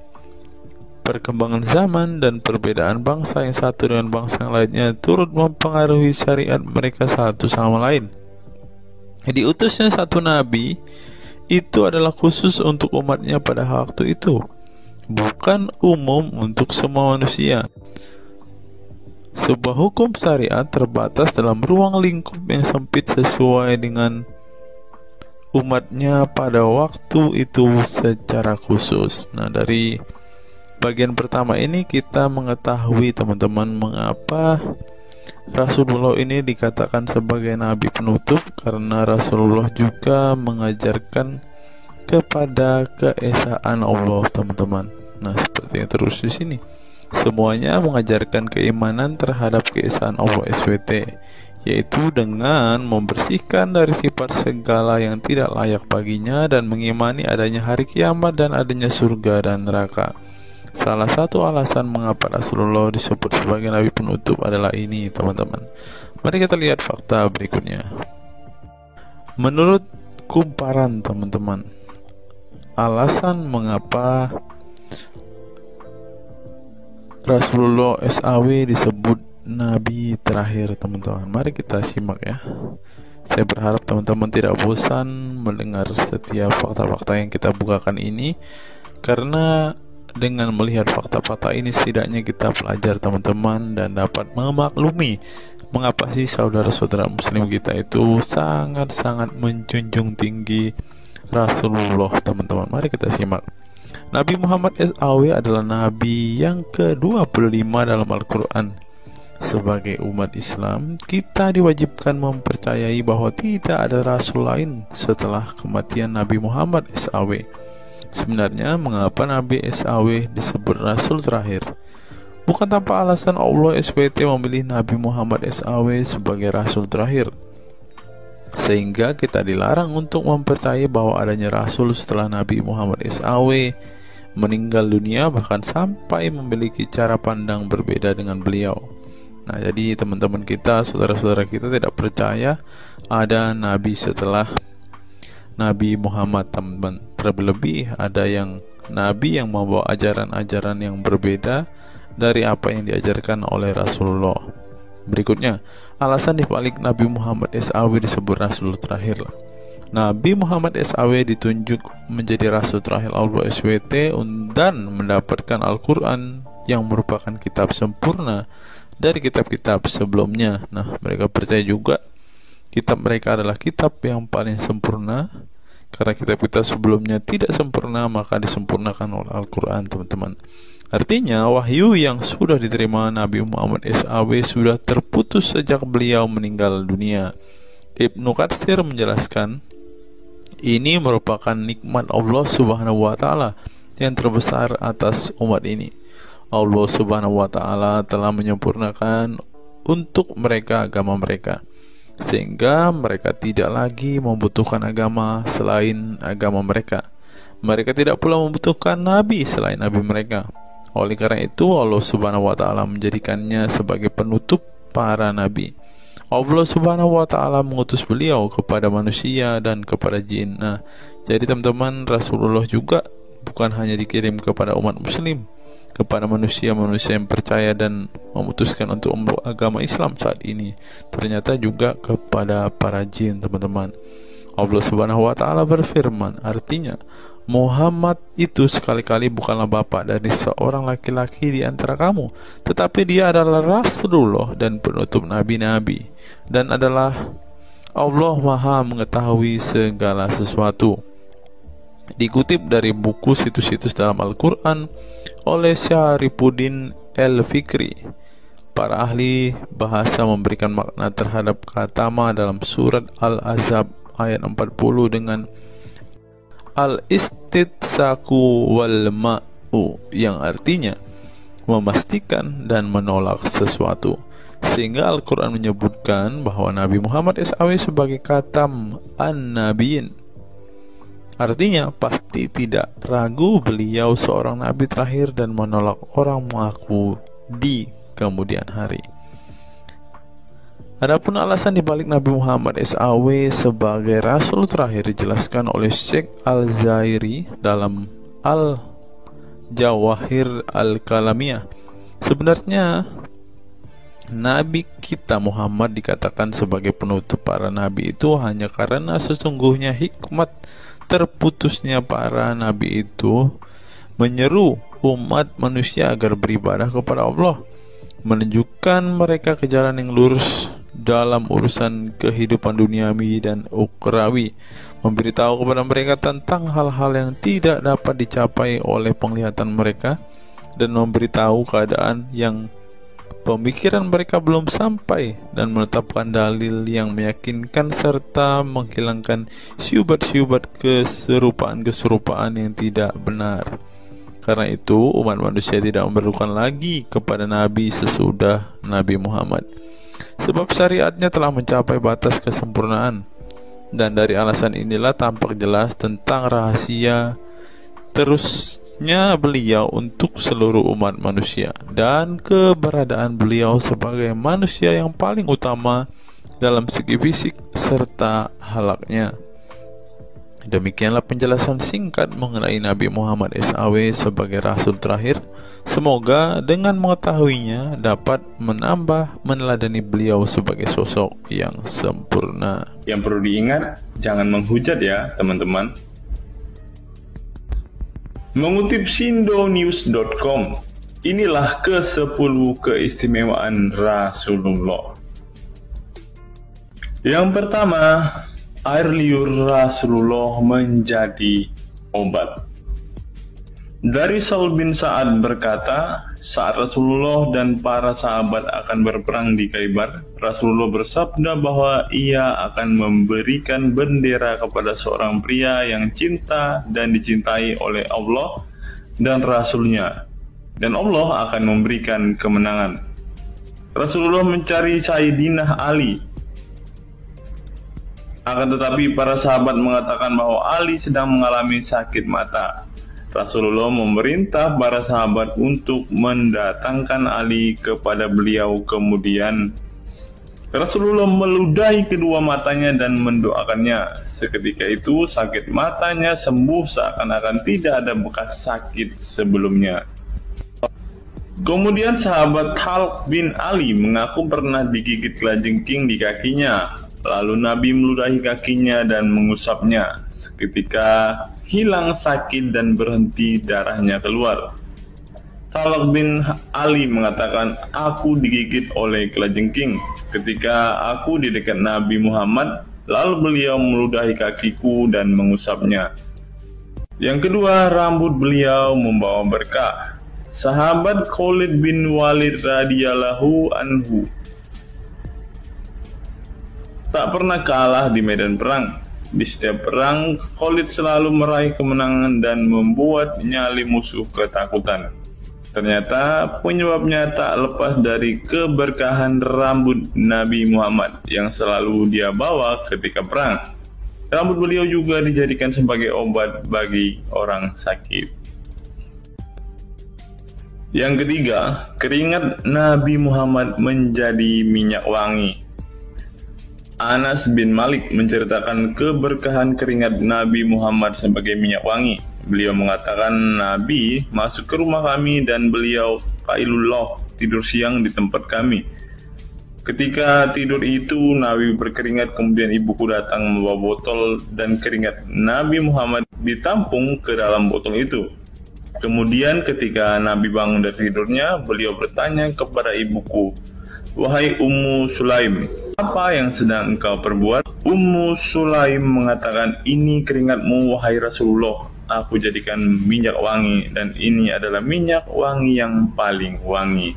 Yang keempat, tidak memiliki bayangan. Asyadid Muhammad bin Alawi Al-Maliki dalam kitabnya Mafahim Yazid Antus Hahaha menyebut di antara kekhususan Nabi Muhammad adalah tidak memiliki bayangan. Karena memang beliau adalah cahaya dan cahaya tidak pernah memiliki bayangan. Nabi tidak memiliki bayangan meskipun ada sinar matahari. Ini didukung oleh doa Nabi yang meminta kepada Allah untuk dijadikan sebagai cahaya. Hal ini disebutkan oleh Imam Muslim dalam hadis yang menjelaskan tentang bacaan Nabi dalam doa sujudnya. Ya Allah, jadikanlah di dalam hatiku cahaya, di pendengaranku cahaya, dalam penglihatanku cahaya, di sebelah kananku cahaya, di sebelah kiriku juga cahaya, di depanku cahaya, dan di belakangku cahaya, serta di atasku cahaya, juga di bawahku cahaya, dan jadikanlah untukku cahaya. Dalam riwayat lain juga disebutkan, jadikanlah aku cahaya. Yang kelima, tidak pernah menguap. Dalam kitab Al-Qashais Al-Kubra, Imam Asyuyuti menyebutkan riwayat Nabi Muhammad yang sepanjang hayat tidak pernah menguap. Ditakris oleh Imam Al-Bukhari dalam kitabnya Al-Tariq dan juga Ibnu Abi Saibah dalam Musannafnya, dan dari Isa Ibnu Sa'ad dari Yazid bin Al-Asham, beliau berkata bahwa Nabi Muhammad tidak pernah menguap sama sekali. Yang keenam, hati beliau tidak pernah tidur. Keistimewaan lainnya adalah kedua mata beliau tertidur, namun tidak demikian dengan hati beliau. Suatu waktu Nabi Muhammad pernah ditanya oleh istrinya Sayyidah Aisyah tentang tidurnya selepas sholat witir. "Wahai Rasulullah, apakah engkau tidur setelah sholat witir?" Beliau menjawab, "Betul Aisyah, sesungguhnya mataku tertidur dan tetapi hatiku tidak pernah tidur." Ini sejalan dengan apa yang disebutkan beliau bahwa para nabi tidaklah tidur kecuali hanya mata mereka saja yang terpejam. Hati mereka tidak pernah tidur dari berzikir kepada Allah Ta'ala. Dan begitu juga para nabi tidur hanya matanya saja sedangkan hatinya tidak pernah tidur. Yang ketujuh, jubah beliau sembuhkan orang sakit. Asma bintu Abu Bakar radhiyallahu anhu bertaburuk dengan jubah Nabi. Dari Abdullah bin Kaisan berkata, "Diperlihatkan kepadaku sebuah jubah tayalisah dari Kisra dan kerahnya berbahan dibaj. Juga kedua sisinya dijahit dengan dibaj." Asma berkata kepada budaknya, "Wahai Abdullah, jubah ini dahulu ada pada Aisyah hingga ia wafat. Setelah Aisyah wafat, aku pun mengambilnya. Dulu Rasulullah sering memakai jubah ini. Kami pun biasa mencuci jubah ini dengan air untuk menyembuhkan orang yang sakit." 8. Darah bekam Nabi diminum sahabat. Darah Rasulullah benar-benar barokah. Sahabat Abdullah bin Zubair radhiyallahu anhu pernah meminum darah Nabi. Diceritakan Abdullah datang kepada Rasulullah ketika beliau sedang berbekam. Setelah Rasulullah selesai, maka beliau memberikan darah berbekam itu sambil berkata, "Pergilah dan sembunyikan darah ini dari manusia." Maka aku pergi dan meminum darah itu. Selepas itu aku mendatangi Rasulullah kembali. Lalu Rasulullah bertanya, "Apa yang kamu lakukan?" Abdullah menjawab, "Aku sudah sembunyikan darah itu di tempat yang tidak boleh dilihat oleh manusia." Baginda Nabi berkata lagi, "Jangan-jangan kamu telah meminumnya?" Beliau menjawab, "Ya, aku telah meminumnya, wahai Rasulullah." Setelah meminum darah itu, Nabi Muhammad berkata kepada Abdullah, "Sungguh engkau telah menjaga dirimu dari api neraka." Yang ke-9, tidak pernah ihtilam atau dalam tanda kurung mimpi basah. Ihtilam adalah keluarnya air mani karena sebab mimpi atau fantasi. Di Indonesia sering disebut dengan mimpi basah. Dan itu tidak pernah terjadi pada Nabi Muhammad. Dalam kitab hadis Al-Mu'jam Al-Kabir, Imam At-Tabarani mengeluarkan sebuah riwayat dari Ibnu Abbas bahwasannya Nabi Muhammad tidak pernah ihtilam atau mimpi basah. Yang ke-10 yang terakhir, teman-teman, dapat melihat dan mendengarkan ringkihan langit. Dari sahabat Abu Dzar, Nabi Muhammad bersabda, "Sesungguhnya aku melihat apa yang kalian tidak lihat, dan aku mendengar apa yang kalian tidak dengar, ringkihan langit. Dan memang pantas langit bersuara ringkih, karena di setiap jarak 4 jari di langit ada malaikat yang menaruh keningnya dan sujud kepada Allah. Demi Allah, seandainya kalian mengetahui apa yang aku ketahui, kalian akan sedikit tertawa dan banyak menangis." Keistimewaan lain dari Nabi Muhammad disebutkan ketika beliau buang air tidak ada bekasnya sama sekali. Dalam kata lain, semua kotoran beliau ditelan bumi, tak sedikit pun yang tertinggal. Beliau juga mampu melihat ke belakang dengan jelas sebagaimana beliau melihat ke depan. Itulah ke-10 keistimewaan Nabi Muhammad yang juga menjadi bukti kenabian beliau. Rasulullah adalah manusia sebagaimana umatnya, akan tetapi Allah menjadikan beliau sebagai manusia yang tidak seperti manusia pada umumnya.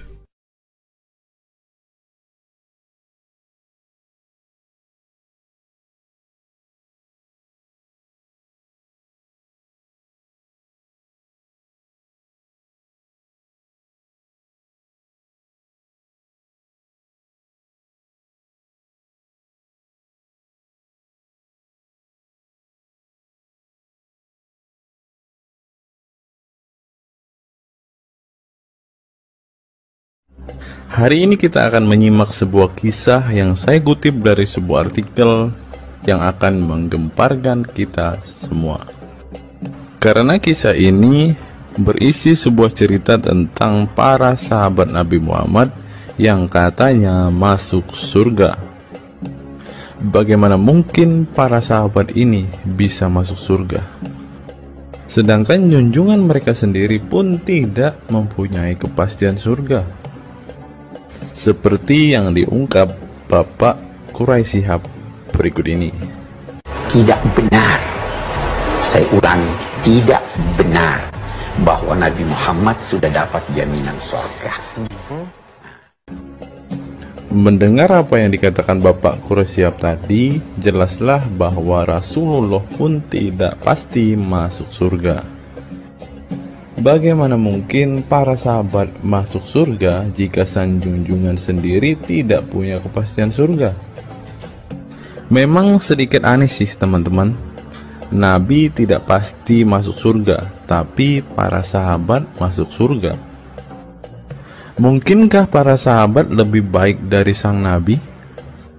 Untuk itu, mari kita simak kisah para sahabat Nabi berikut ini dan temukan alasan mengapa mereka bisa masuk surga.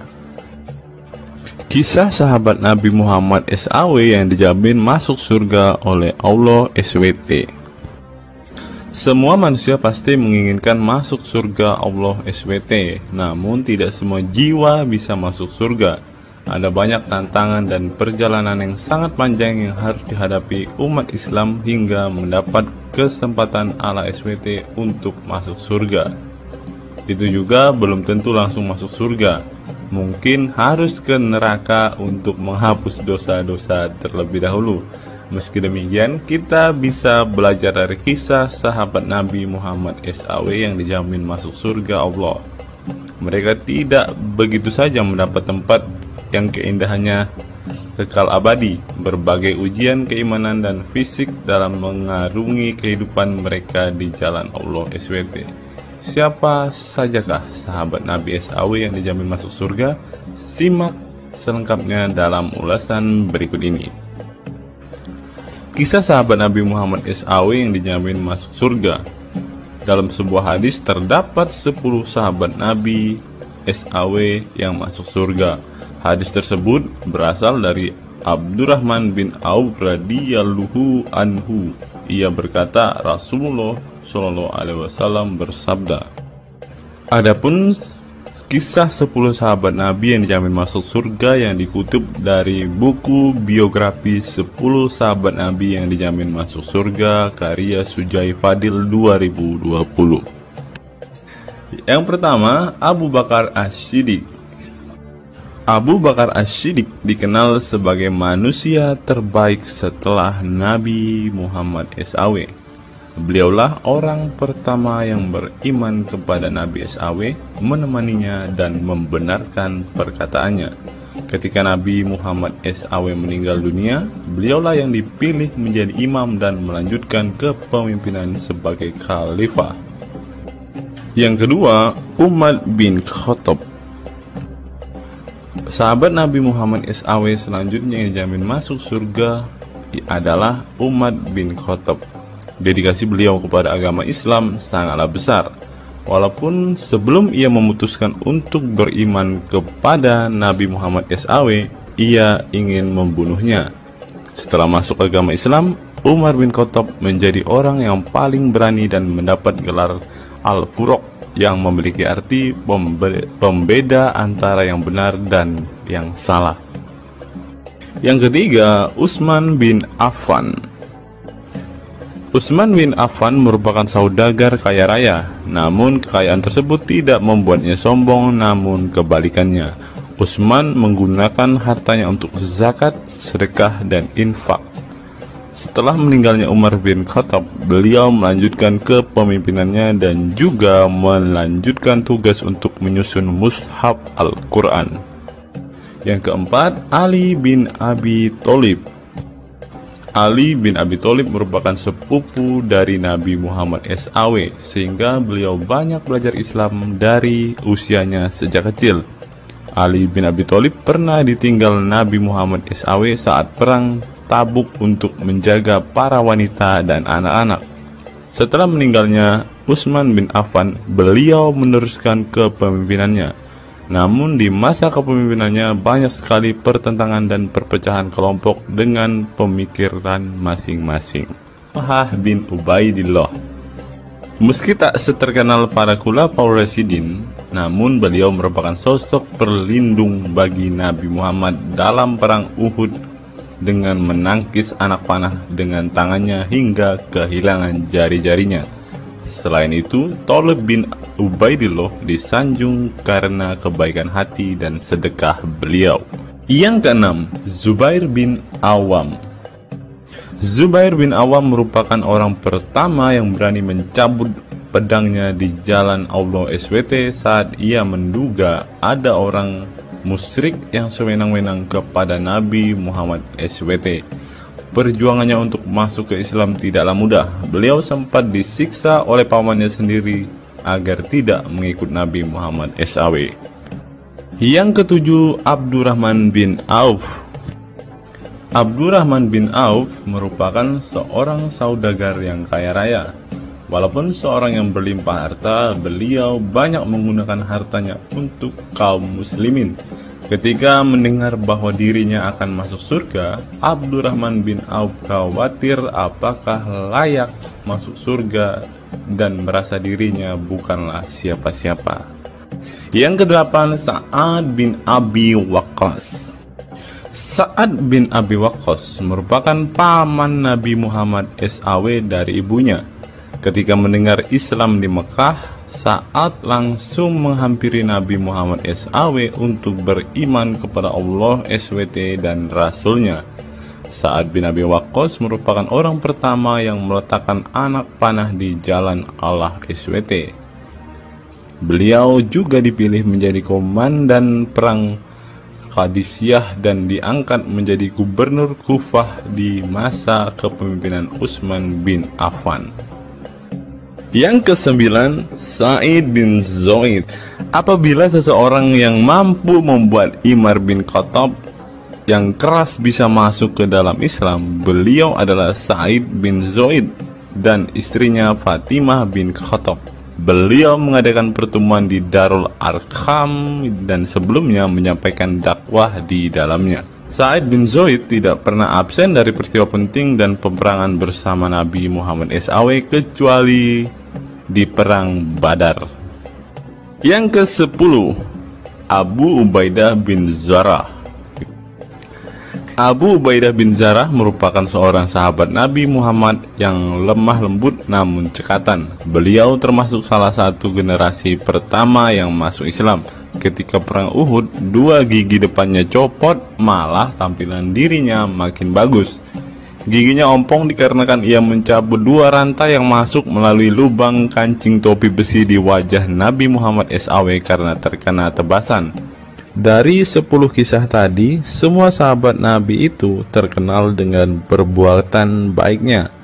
Apakah standar umat muslim masuk surga adalah dengan berbuat baik?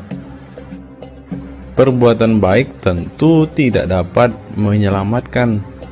Seorang ustadz pernah berkata seperti ini. Mengantarkan kita masuk ke surga itu bukan amal perbuatan kita. Kita semua masuk ke dalam surga Allah kelak itu lantaran mendapat anugerah dari Allah dan mendapat rahmat dari Allah.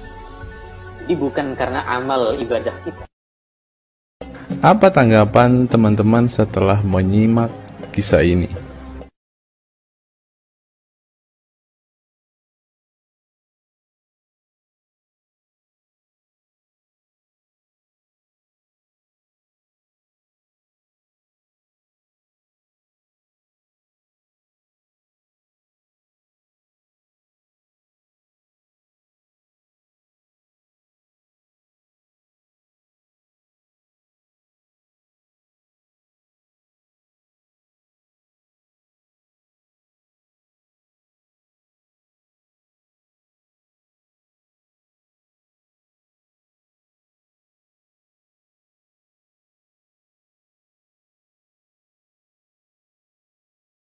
Saya teringat dengan satu perkataan seorang ustadz, teman-teman. Ustadz ini mengatakan bahwa memang benar saudara-saudara muslim kita itu hanya suka membaca Al-Quran, suka berbahasa Arab, tetapi pada kenyataannya mereka ini, teman-teman, ternyata adalah orang-orang yang tidak paham sama sekali dengan apa yang mereka baca, teman-teman. Dan akhirnya Ustadz ini mengatakan bahwa saudara-saudara muslim kita ini seperti keledai, teman-teman. Mari kita dengarkan apa yang disampaikan Ustadz ini. Kita bangga menghafal Al-Quran tapi tidak memahami Al-Quran. Senang mengulang berbahasa Arab tapi tidak mengerti bahasa Arab. Suka membaca Al-Quran tapi tidak memahami maknanya. Akhirnya apa? Menjadi keledai di Indonesia. Tidak sampai di situ saja, teman-teman. Menurut NU Online, seperti yang disampaikan oleh Gus Baha, ingin umat Islam banyak baca Al-Quran meski tak paham maknanya. Teman-teman bisa baca sendiri ya judul artikel ini. Artikel ini mengatakan seorang Gus ingin umatnya itu semua umatnya dia ingin bahwa mereka harus mau dan rajin membaca Al-Quran, teman-teman. Walaupun ya pada kenyataannya apa yang mereka baca mereka tidak ketahui, apa yang mereka baca mereka tidak tahu maknanya, teman-teman. Mari kita dengarkan dan lihat apa isi dari artikel yang diransir oleh NU Online ini, teman-teman. Jakarta, NU Online. Rais Syuriah Pengurus Besar Nahdlatul Ulama PBNU Kiai Haji Ahmad Bahaudin Nur Salim yang biasa dikenal dengan Gus Baha mengingatkan umat muslim atau umat Islam untuk memperbanyak membaca Al-Quran meski tidak memahami maknanya. Waduh, gak bahaya kah ini? Ustadznya mengatakan harus baca saja Al-Quran walaupun tidak paham. Wah, bisa-bisa umat Islam jadi keledai se-Indonesia nih, seperti yang dikatakan Ustadz yang barusan tadi. Karena semuanya disuruh baca, disuruh hafal, tidak peduli tahu atau tidak arti dan maknanya. Aduh, gimana ini, teman-teman? Sebagai kitab suci, Al-Quran harus lebih dekat dengan umat Islam. Cara mendekatinya bisa dengan mempelajari dan memahami kandungan Al-Quran atau membacanya. Membaca Al-Quran lebih bernilai ibadah, terutama di bulan suci Ramadan.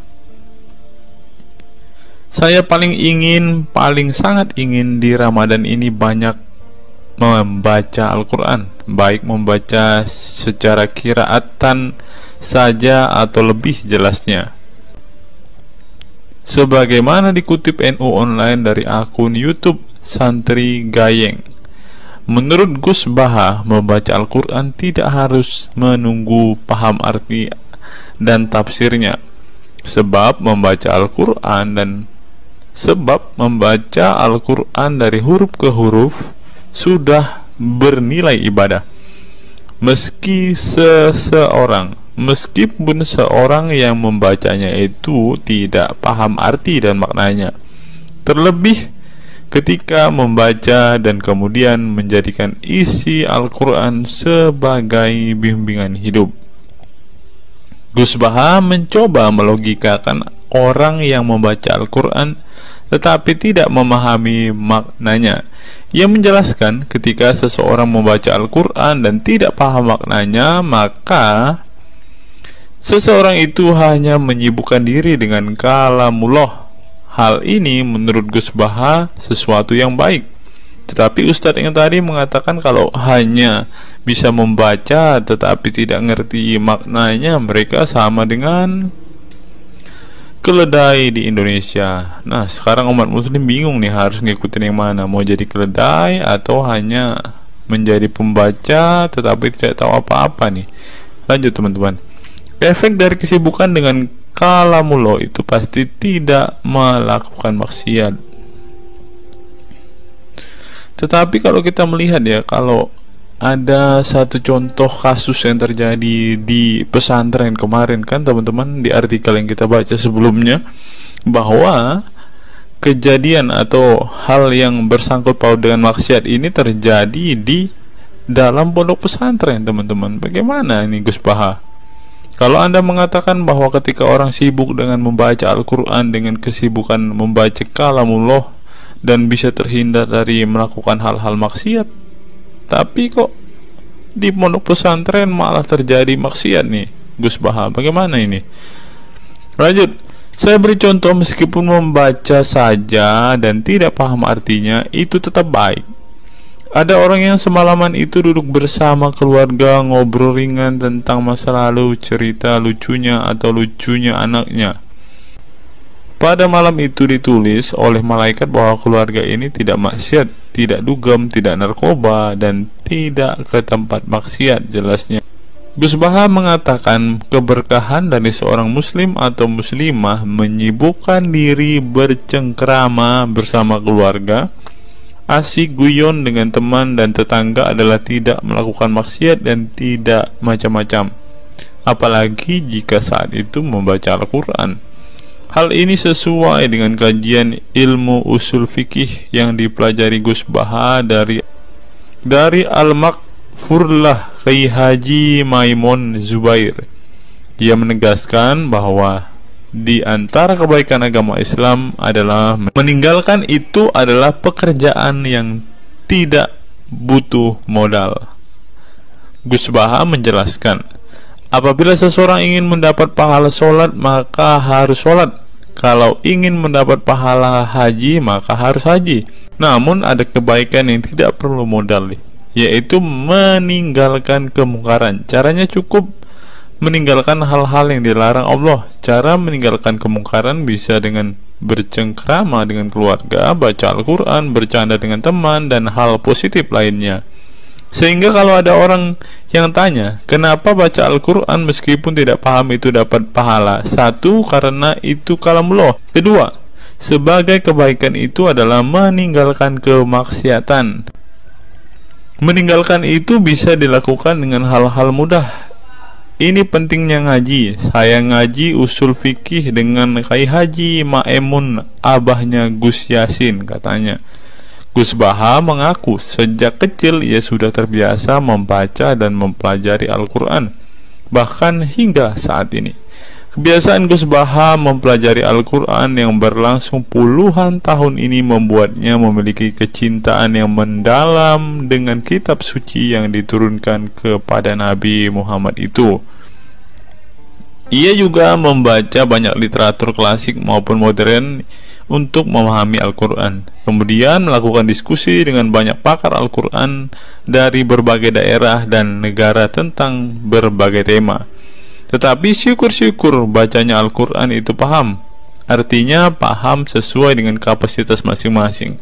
Saya mulai kecil hingga sekarang masih ngaji Al-Quran, masih belajar, juga masih terus mencari ilmu. Ucap pengasuh pondok pesantren Tahfidzul Quran LP3 IA Rembang, Jawa Tengah itu. Nah teman-teman, setelah mendengarkan apa yang dikatakan Ustadz Munzir Situmorang dan juga Gus Baha ini, taulah kita sekarang mengapa ketika ada debater Islam yang berdebat dengan saudara-saudara apologet Kristen kita, mereka tidak paham sama sekali dengan Quran mereka, dengan hadis mereka, karena ya seperti ini teman-teman. Membaca Al-Quran, menghafal Al-Quran itu adalah sebuah ibadah bagi kepercayaan mereka teman-teman.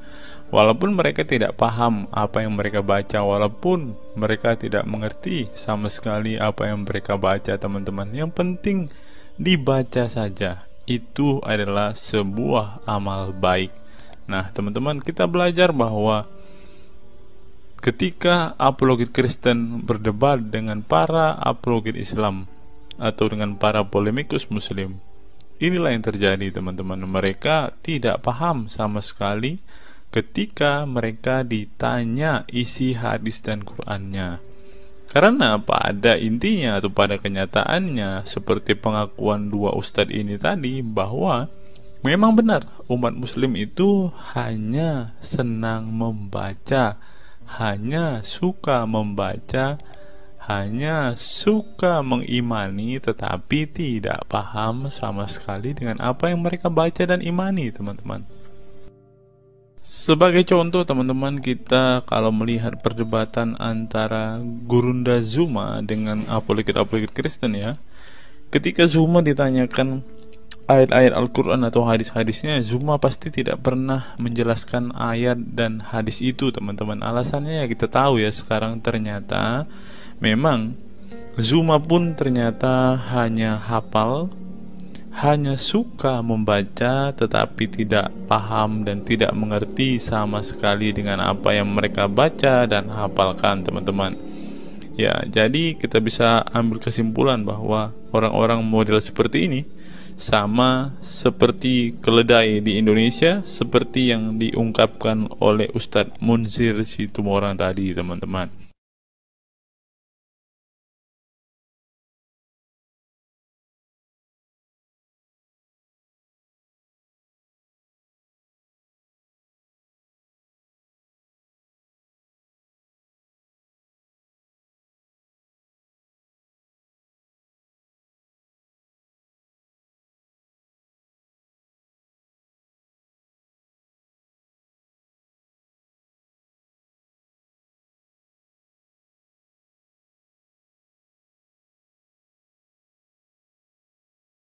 Fenomena pemurtadan dan kelompok Islam radikal.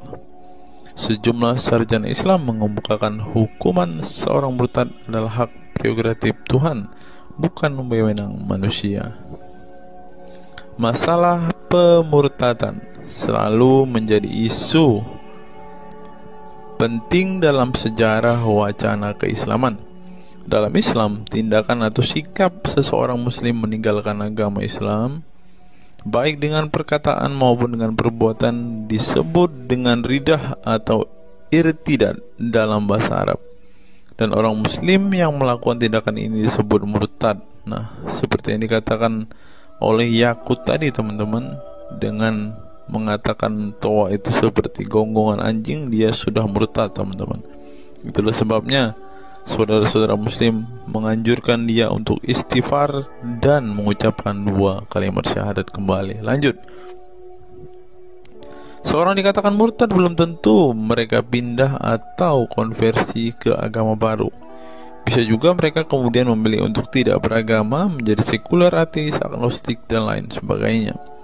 Masalah pemurtadan ini bukan hanya diskursus dan fenomena eksklusif dalam Islam saja, tetapi juga dalam agama-agama lain ya. Ada banyak pendapat di kalangan sarjana muslim tentang status ridah yang dan bagaimana seharusnya memperlakukan seorang murtad. Ada yang berpendapat ridah adalah masalah kepolitikan, bukan masalah teologi keagamaan, sehingga orang yang keluar dari Islam murtad tidak perlu dikenai hukuman apapun, termasuk hukuman pembunuhan. Karena itu akan bertentangan dengan doktrin Islam dan Al-Quran yang menggaransi kebebasan bagi seseorang untuk beriman dan beragama atau tidak beriman dan tidak beragama. Bagi mereka, sejarah hukuman pembunuhan bagi orang-orang yang keluar dari Islam lebih mengacu pada fenomena dan alasan sosial politik belaka. Dengan kata lain, kata murtad bagi mereka mengacu pada pengertian pembangkangan politik ketimbang pemberontakan teologis. Tak ada konsensus mengenainya. Tetapi ada pula yang berargumen bahwa masalah pemurtadan adalah masalah teologi keagamaan, sehingga orang yang mendeklarasikan diri keluar dari Islam harus dihukum bunuh seperti yang dipraktikkan oleh generasi Islam pasca wafatnya Nabi Muhammad. Menariknya, sejumlah sarjana Islam terkemuka, baik klasik maupun kontemporer, baik Sunni maupun Syiah, sebut saja seperti Muhammad bin Ahmad al-Saraki, Abu al-Walid al-Baji, Ibrahim al-Naqi, Ibnu al-Human, Buharuddin al-Mahinani hingga al-Aligoma, Husin Ali Mutazir, Zafed Ahmad Gamidi, dan Torik Ramadan menyatakan tidak ada konsensus dari para ulama tentang hukuman bunuh bagi seorang murtad. Mereka juga menegaskan bahwa hukuman seorang murtad adalah hak prerogatif Tuhan, bukan wewenang manusia. Nah, sekarang kalau kita melihat ada seorang ustadz mengatakan, siapa namanya itu, Abdul Somad bilang, bagi yang murtad darahnya halal. Nah, gimana ya dengan Abdul Somad ini, teman-teman? Dia sudah tidak menghidupi apa yang diajarkan oleh pendahulu-pendahulunya, teman-teman. Lanjut, masalah sejarah dan fenomena pemurtadan dalam Islam ini dengan baik dikupas oleh Abdullah Said dalam Freedom of Religion, Apostasy and Islam, atau Taha Jabir Al-Wani dalam Apostasy in Islam, A Historical and Scriptural Analysis. Tulisanku ini tak bermaksud membahas secara lebih dalam dan detail tentang pemurtadan ini, tetapi ingin menyajikan sejumlah fenomena pemurtadan di kalangan masyarakat Islam kontemporer, di mana banyak orang-orang yang memilih keluar dari Islam bukan lantaran menghadapi peliknya masalah teologi keislaman misalnya, melainkan dikarenakan telah muak menyaksikan perilaku Islam itu sendiri, khususnya kalangan muslim ekstremis. Nah, ini juga yang buat saudara-saudara kita muslim murtad, teman-teman. Nggak tahu ya Abdul Somad termasuk orang yang Islam atau muslim yang ekstremis atau enggak ya, karena dia bilang siapa yang murtad darahnya halal. Bisa jadi Somad salah satu Islam ekstremis. Berikutnya, faktor trauma. Bagi kelompok Islam militan konservatif, pemurtadan adalah tindakan haram dan kaum murtad harus dibunuh. Tetapi mereka tidak menyadari bahwa banyak kaum Islam yang memilih menjadi murtad justru karena mereka trauma dengan perilaku brutal kelompok radikal Islam itu sendiri. Lihat misalnya penuturan sejumlah mantan muslim dalam buku Living Islam, Apostate Speak Out, yang diedit oleh Ibnu Warak, nama samaran seorang pensiunan Islam kelahiran Rajkot, India. Dalam buku yang sangat provokatif ini, sejumlah ex-muslim bersuara keras memberi kesaksian tentang kebobrokan perilaku kelompok muslim radikal di negara-negara yang mayoritas berpenduduk muslim seperti Pakistan, Bangladesh, Aljazair, Iran, Afghanistan, dan lain sebagainya. Para penulis buku ini sebelumnya merupakan para sarjana aktivis muslim yang taat saleh sampai akhirnya mereka menyaksikan momen-momen mengerikan dalam hidup mereka hingga akhirnya mereka menyatakan goodbye pada Islam. Lihat teman-teman, mereka ini adalah saksi keekstriman Islam, teman-teman. Kini mereka memilih menjadi Kristen, agnostik, ateis, humanis, sekularis, free thinker, dan lain sebagainya. Setelah mendeklarasikan dari emoh pada Islam, mereka kemudian pada umumnya memilih tinggal di Barat, khususnya Amerika Serikat, Kanada, Eropa Barat, dan Australia. Karena kalau mereka tinggal di Arab ya pasti dipenggal, teman-teman. Sebagai suaka baru mereka dengan pertimbangan satu, masalah ketidakamanan jika mereka tinggal di negara asal mereka, sebab seorang yang pindah agama dihukumi murtad dan mereka itu bisa dibunuh. Nah, benar apa yang saya katakan tadi kan, teman-teman. Yang kedua, lantaran di Barat ada jaminan soal kebebasan beragama. Nah, kalau di negara asal mereka hanya satu agama, teman-teman. Kalau mau meluk agama lainnya, siap-siap dipenggal karena darahnya halal. Inilah ajaran Islam yang asli. Berikutnya, buku yang ditulis oleh kaum murtad ini penting untuk disimak sebagai kritik tajam atas tindakan radikalisme agama yang dilakukan oleh, meminjam istilah Muhammad Said Asmani, kelompok ekstrim yang sering menebarkan kekerasan dan kebencian dalam menyampaikan pesan-pesan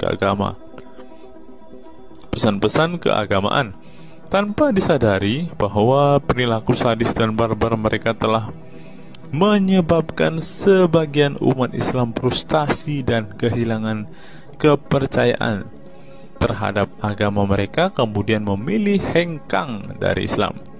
Ini menunjukkan bahwa masalah pemurtadan atau proses konversi tidak semata-mata masalah teologi keagamaan, tetapi juga sosial, politik, dan ekonomi.